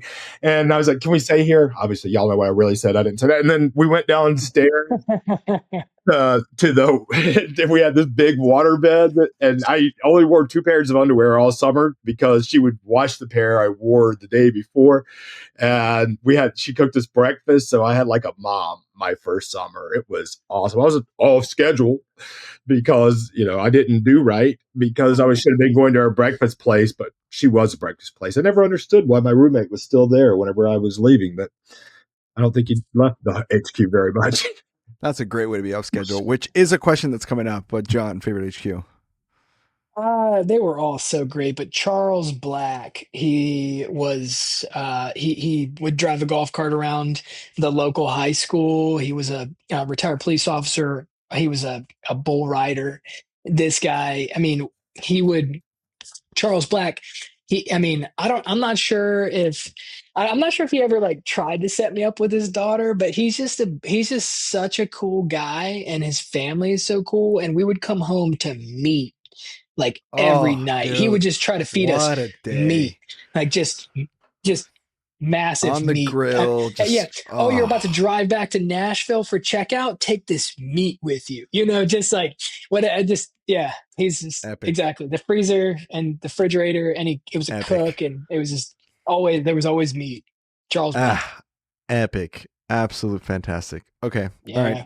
All right. Favorite breakfast spot, which I feel like Lester just answered, but also besides Miss Wells. Farmer's Daughter, Grand Island, Nebraska. No. Oh my God. Yes. What a best pancakes ever made. That was one of my favorites. Julie, it was our waitress. And it was my second summer, our first day. I was scared to death. I'd recruited 2 of my friends. They were there with me. And she's like, "Oh, y'all selling those books?" She's like, "Oh, yeah, they come by every year." And she goes, "Well, how long is it going to be till y'all quit?" Because, she was familiar with it. Yeah, she's like, one of you will be gone by the end of the week, and probably another one will be gone. How long are you going to be here? And I just looked at her and I said, "Julie, we're going all the way." That was like my first leadership, fake confidence people followed moment was like, "Yeah, we're going to get it done." Oh shit. John, what was your favorite breakfast spot? Lakeway, Texas. There was a place that a lot of famous people would eat at. I think it's Luna's or Lula's. It's been a while, but they had a breakfast taco that, like breakfast tacos. I just remember breakfast tacos, and we would, like there was execs, but most of the time we were just trying to rap Og Mandino's Greatest Salesman in the World. Like we were just trying to like put it to beats, and there was some flexing, and it was definitely a really good highway for flexing the execs, but I can't remember if it was Lula's or Luna's, which is real weird. It's been a while. In Lakeway, Texas? Yep. Luna's in Lakeway, Texas. There's I couldn't find it right away. All right, cool. Next question. Yeah. Favorite off schedule story? I saw it. So I never told this. No, I'm not going to tell that story. That's a story for Bizzler.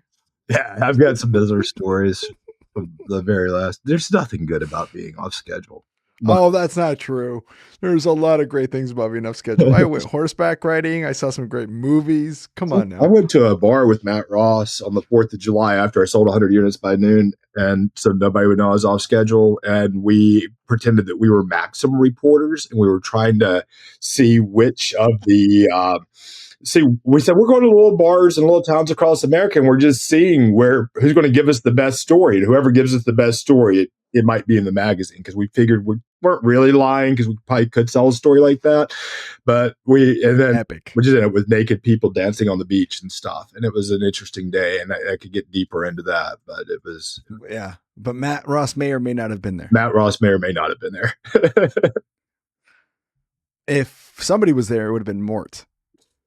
Remember some kind of Mort. Okay, I love that. That's actually epic. I would like to hear that story at another time. I want to hear the full details of that story some other time. It's a really good story. John, favorite off schedule story. And if you say you never got off schedule, I'll be so mad at you. I mean, the story I will tell that is, I would say, so I think that I was never really aware when moms or whomever was attracted to me, like I have blinders. Lonely moms. Yes. Yeah. And so there was this sale I made where I followed the UPS guy into a gate in Texas. And it was a really nice family.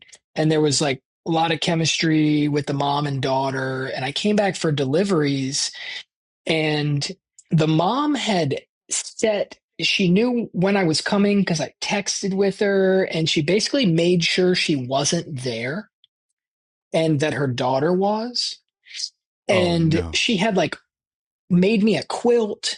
I mean, there was a blanket that was given to me when I showed up by her daughter, and her daughter she called her mom on the phone and was like, I'm at the doctor's for a few hours and I won't be back. And it was just this like, clear, you should hook up with my daughter and show her how to use those books really well. Date her.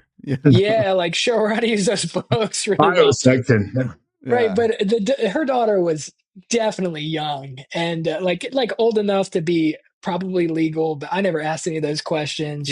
Plus you don't care to know. That's not what you think about when you're. Yeah, but I did not do the off schedule thing. But I definitely spent like too many moments thinking about it while demoing those books. I probably showed every handbook. You're like, and so, in this page you can see how to do long division, and with on this my blankie page, on my lap the whole time. That's what you got to do. Exactly. Yeah, those boat goggles are real. And that's the worst part. I had a mom one time that said she wouldn't buy unless I took her daughter on a date. That was my first summer. And I was like, what? And like, what do you do? I mean, you're like 18. You just graduated high school a year ago, right? And some mom's like, my daughter's graduating for high school this year. And you're like, maybe if I agree to this, maybe I'll get a... Because all you're thinking about is, how do I get on the pace setter? Like the things you'll do to just like... get the units. Sell your body. And you sell your body. Which, by the way, feetfinder.com, Andres Gamboa. Yeah. All right. Whew, spicy.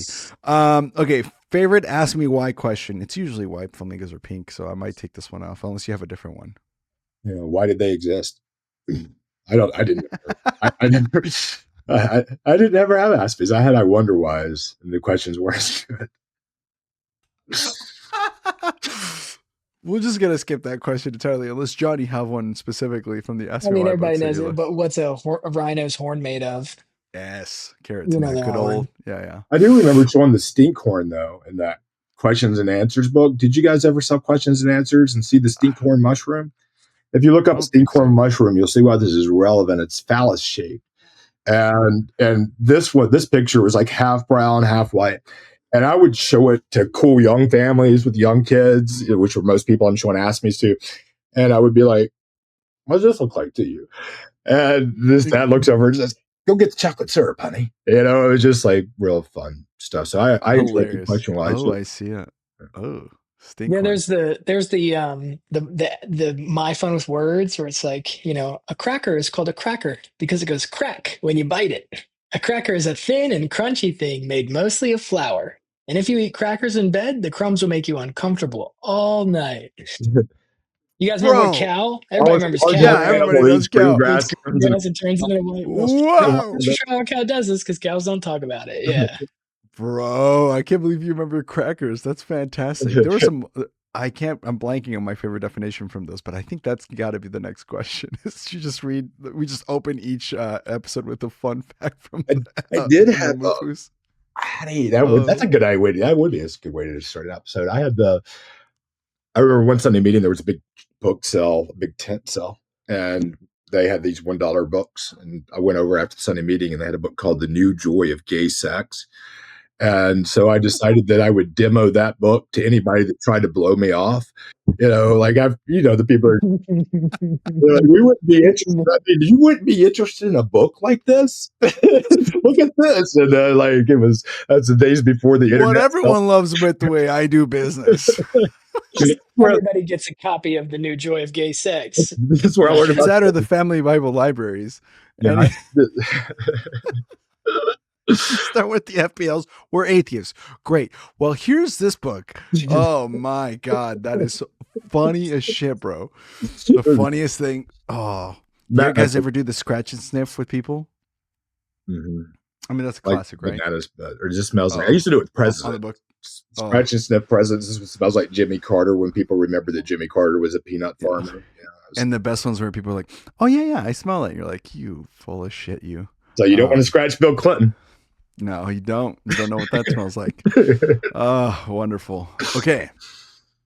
There's a couple more, but we'll skip a few here. Favorite customer, and then we'll go into each of y'all's ponytail. Just a fun book story from the field. But what's your favorite customer, and then the ponytail? Oh, dude, there's just too many. If I had to pick one, I would say Father's Day week, second summer, whenever I just hit PC for the first time the week before. I was trying to beat my best week for Father's Day. I told my roommates, I'm not coming home until I hit it, but I have to have my best day ever on Saturday of that week. And it started out great. I had like 4 or 5 customers in the morning, and then the afternoon was just dead. And then picked up a couple of customers. It kept getting later. And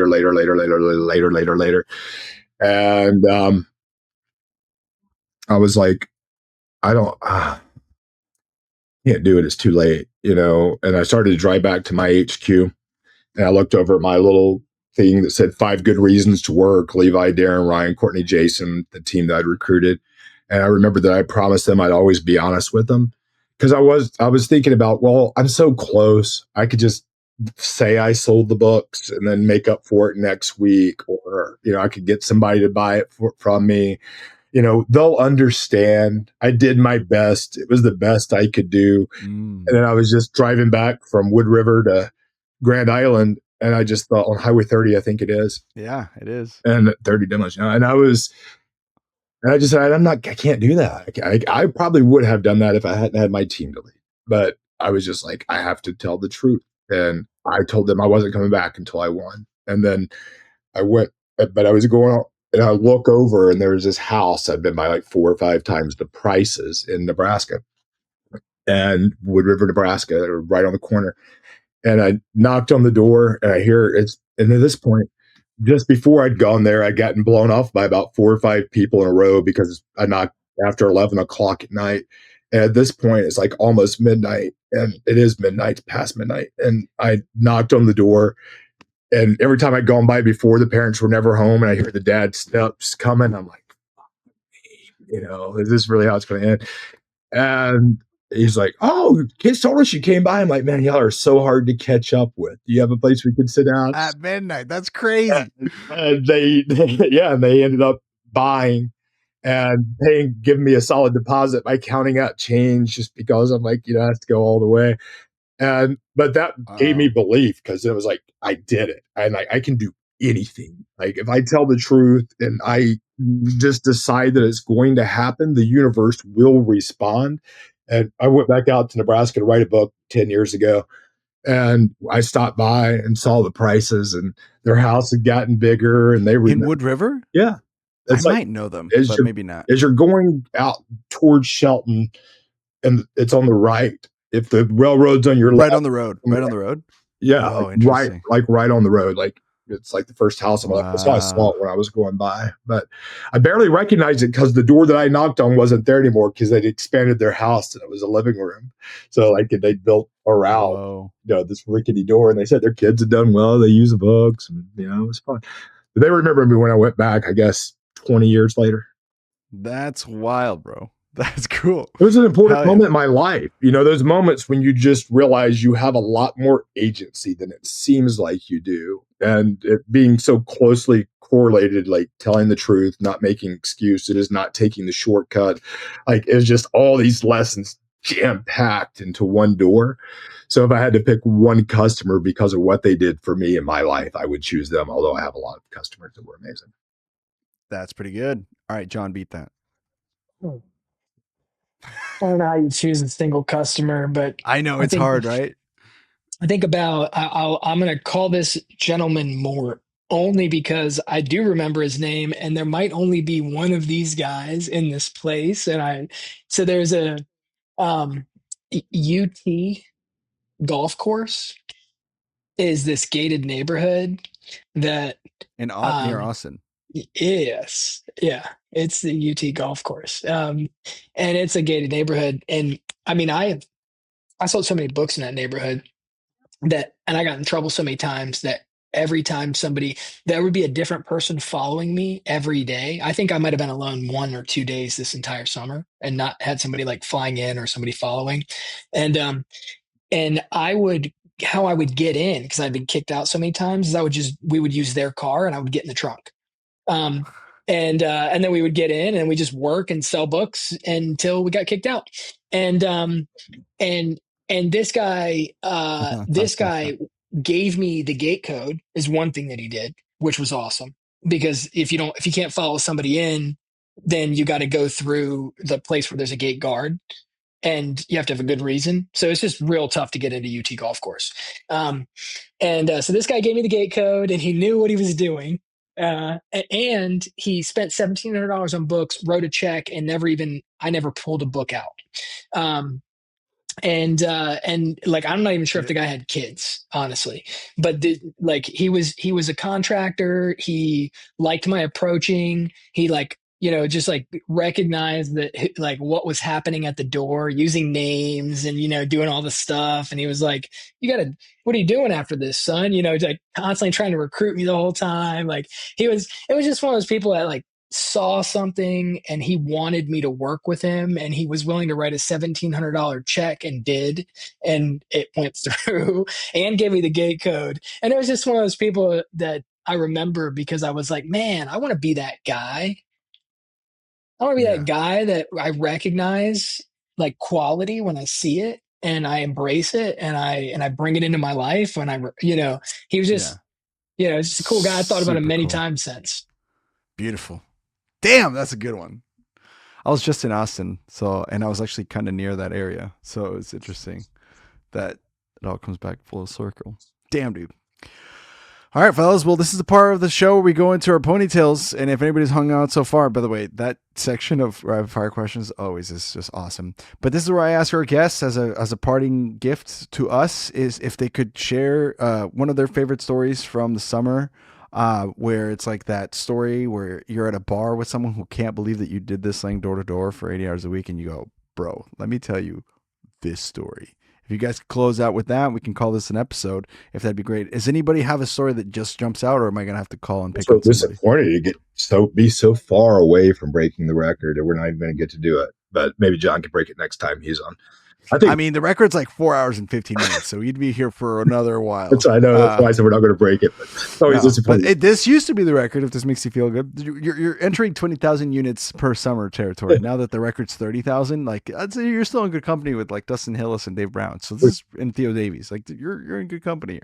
We can get to the gym. That's what I'm going to do. I don't have a story like that. I think if I just told my story, but you're talking about like maybe if John tells his, it'll remind me. Yeah, I'll give you guys an example of things like Manette Sedberry told us a story about how she found out she was selling to the mob and used that as leverage. So like she sold to a family that was like Italian, and she's like, oh, these guys are kind of fun. And then all of a sudden they're like, yeah, you got to go to my cousin's Vinny's. My cousin Vinny, she's in Jersey. She's like, you got to go to my cousin Vinny. He's going to buy you. Tell him I sent you. You tell him Frankie sent you. And she's like, all right. So she goes over to Vinny's house and Vinny's like, hey, gonna help you. And like basically she just went like, eventually she figured out she was selling to the mob. They were all sending her to like the right wild story, right? We had Ron Alford who got arrested for 3 days and then ended up selling more still. That was a crazy story. We had people, I mean, you're talking about Sizzler stories that were crazy funny stories. We almost got murdered stories, and I lost my car in a crazy car accident stories. We've had a gamut. And by the way, these are all people who have told us shit that's happened to them in the book field, which could be anything.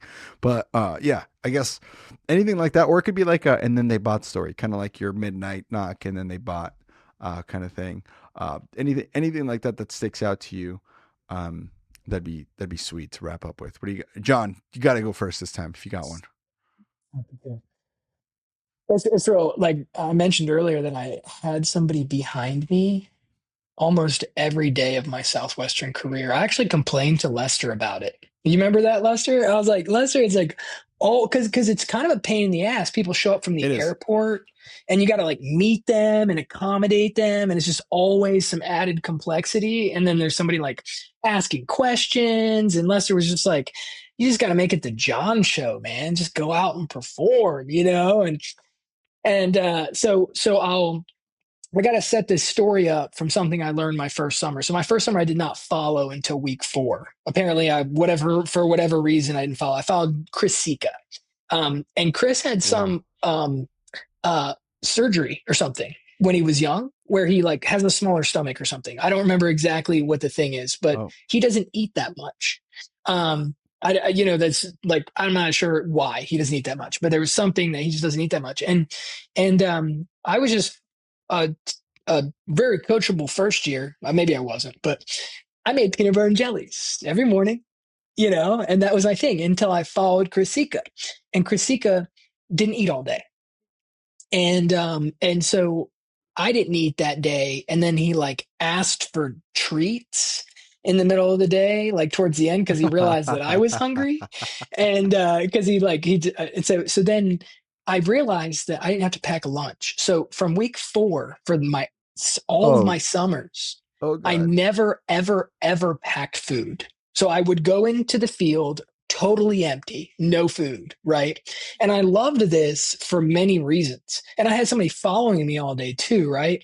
And so like, and I liked, the main reason I liked it is because you got to keep working if you're gonna eat anything. Low expenses. Yeah, I'm not gonna go to I definitely was not gonna go buy food, right? That's just doesn't make any sense. So I would always be like, yeah, anything portable and snacky. I'm having a competition to see which moms have the coolest snacks, like all summer, all day. And I would have so much extra food at Sunday meetings. I would be like distributing granola bars. You know what I mean? Like it's just. By the way, if you're listening and you're currently in the book field, don't do this. Yeah. It worked well for me. Unless you're good at it, like John. Yeah. Go on, John. And there was definitely some times where like moms were like, "Are you serious?" Yeah.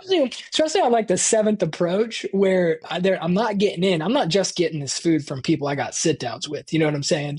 I'm getting it from. So either way, it's a PR nightmare nowadays. No, but yeah, it's my wife tells me I get away with a lot of things other people wouldn't. But I'll say, it's an amazing jawline. Yeah, well, thank you. but so this is a story in Royce City, Texas. And it was like the last day of the summer, and I'm already really done. Like just absolutely done. It was not. So I just came across this Filipino family, and I'm used to selling.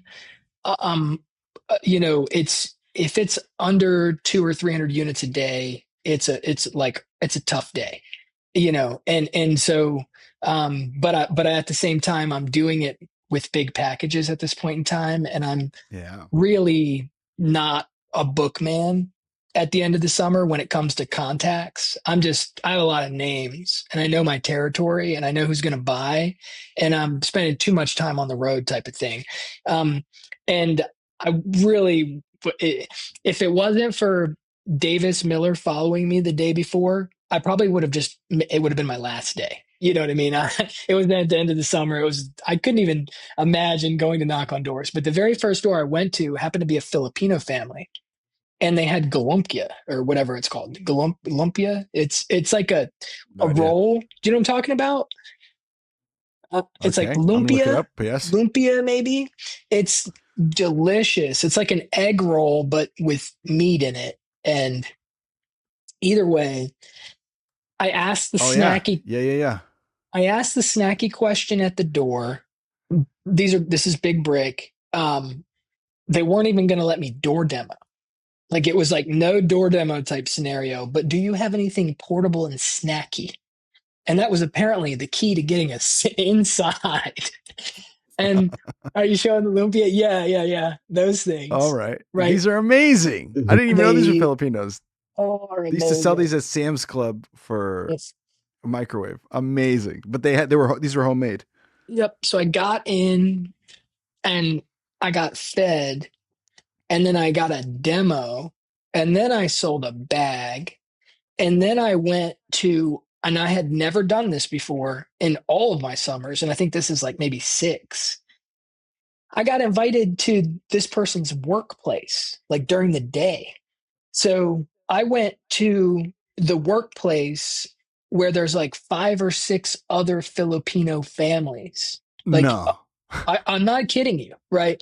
And it was just like, let's go. It was just sit down after sit down after sit down of people who every one of them signed up for books. And I'm like sitting at this place, I'm getting fed, I'm getting watered, I'm getting like sit down after sit down. This kid following you is like, what the fuck? It was like 400 or 500 units, and it was the last day, and I honestly didn't expect anything, and I really didn't even want to go do it. I don't even know what I sounded like at that first approach, but when I got that lumpia and I got that person involved, and they just sent me to their workplace, it felt like a dream. And I'm pretty sure that my day was over at like 3:30 or 4. And I'm not proud of that, but it was, it was just the beginning of the end of my Southwestern career. From my perspective, I was just spoiled. Yeah, too spoiled. It's just like, oh man, unbelievable. That's been, I think, the first, or in a long time at least, that we have like a good foodie story of success. Beautiful. Well done, sir. Well done. I love it. I remember John at his interview had his arms crossed, and I thought he was going to leave early. This is my book filled story, but it's from recruiting. And I'll tell you about John. This is great. A good ponytail about John recruiting is great. Like, he was just, and then great. I fell in love with John because we used to play the penny game. Did you guys ever use the penny game for trading, where you're like, sell me a penny? And the whole point, the Chris Samuels game is like, here's a penny. I did not do this. And I'll tell you about it sometime. But and I was like, John was trying to sell me a penny. He's like, you could catch a raccoon with this, like where the red fern grows. And I'm like, man, he's putting a lot of information. That was really funny. I started laughing out loud. I was like, really that was good. Bright. Like, that was a lot of stuff. And I was like, nope. I had to teach you, because the point of the penny game is like, it doesn't matter what you say. You just have to keep showing more pennies and people buy. But my favorite story I think about John that I tell often is he had these 2, was it Amanda and Patterson? I forgot who came. Cammie and Amanda. Cammie Alvarado, Cammie, and Andres, Cammie and Steven. I don't think so. Oh, I was trying to look it up. Bring Steven Alvarado in your podcast. He's high right now. He's like on a good track, and his business is growing. And after this is done, well, Steven, if you're listening, please come on. But yes. After this is done, I'll have to get some contact info. And Cammie are great book people. I will call them. Just let me know. Well, the story I should have told was when the first time I learned that I didn't have to take food out to eat. And then I taught Brandon, and then he taught Chris, and then he taught Chrissika. And I was like, I didn't know that story about you. And then I'd learned it the year before. And Brandon, when I was trying to recruit him, was like, there's some dude going around asking for food. I'm like, I can't imagine. Yeah. But because it was like the first bad news on the internet on Southwestern was about me. But anyway, John went out, and these girls were following him, and he knew it was important for them to have a good day. And they came to follow, and they had to stop by a gas station for something. And as he was getting out, he slammed his finger in the door and broke it. Like, it was bad. It was just like ripped up. And so he knew he had to set an example for these ladies. He goes inside the gas station, gets 2 popsicles, takes them back out, says, here you go, eat these as fast as you can. They finish them up.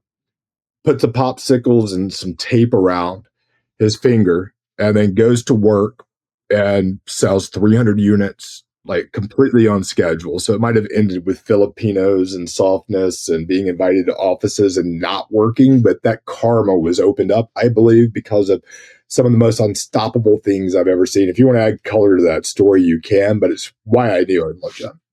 I had a big pointer all day is what I had. But no, I mean, I didn't know what off schedule was for even, it was story. very, very late in the game when I even understood what that meant. And it was a different level of what off schedule is in comparison to most people. Um, I think that Lester as a leader was not the type of person who would hide things from people, which is you know my experience of most people in Southwestern. If they do get along for years without knowing what off schedule is, it's just because of people hiding things, right? Yes. It's not necessarily because it's out and it's open. But the you know I think that I'm super duper grateful for having Lester as a sales manager. And that is, we don't get to choose who our sales manager is. We don't get to choose who, I remember uh, after my first summer, Lester taking me out to a restaurant at Crabtree Valley Mall and handing me how to win friends and influence people, which to this day I still haven't gotten through. I've tried to read it like 10 times, but I get to smile and use people's names, and I'm like, man, I got to focus on Yeah, these you for a got so bit. much to work on. Yeah. Yeah, right. I still, it's like, let me perfect these, and then I'll read the rest of this thing. But I just remember constantly Lester always being for me, and I think that a lot of times. Um, we have to trust people and the fact that they'll do the right thing with the information. And I just don't ever feel like anything was ever hidden. And I feel Yeah. like that's where you lose trust. And that's why, at least my experience, that's why I knew when people like Cami or Amanda or anybody came to follow, I really understood the gravity of what was there. Right. It's like these people are absolutely relying. There wouldn't be here if they weren't there to get value, and it needs to be great. It needs to be everything, all of it. And you know, I think that was made really clear because of the way that Lester is. He's always all the way. If you haven't noticed, so grateful for you, the Lester. transparency and the commitment is there, and usually that's what you need to be successful. At least at the very least. Worked together for 20 years now. I think I probably met you almost 20 years ago today-ish, or not long. You were in. We were in. At the very least, you would be at sales school right now 20 years ago. Yeah. So that's it right there. Well, today's Monday. This is when I think tomorrow. Yeah, I mean, this is the second week of sales school right now. So a lot of kids are. I mean, there's my sales school was always graduation at UNL was always on Mother's Day weekend. So like this would be the week that we went to sales school. Like that. I've been helping line up HQs in Western North Carolina, so I know what's happening. Hell yeah! Oh, love that. Well, guys, man, this has been eye-opening. This has been really fun. I don't get to do recordings of these episodes as often as I would like, and I'm trying to get more intentional about recording these more frequently. But this is the kind of episode that just kind of reminds you that I'm so thankful for my job and that I get to do what I do, because getting to hear and see and plug into people's lives like this, I just want to thank you guys so much for your time, for being on the show. And I mean, I'm honored. So I'm glad that our energy future is in good hands, at least with you two at the helm. And I wish you guys so much luck. And please be a friend of the podcast. Keep us up to date. And we'd love to support you in any way we could. That is in our power to do so. So thank you so much for being here. You're awesome, Andres. Every time I've seen you, you're great. Thank you.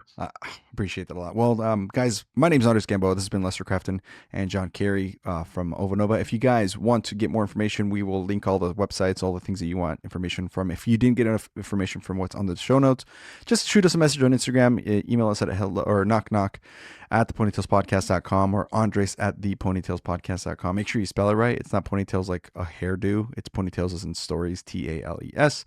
And if you guys want to get a hold of Lester and or John, we'll also put any sort of email or link that you guys can get a hold of them too. Or again, just message us and we'll forward the information. Thank you so much for being here. And we'll catch you on the next episode of the Ponytails Podcast. Bye-bye, everybody.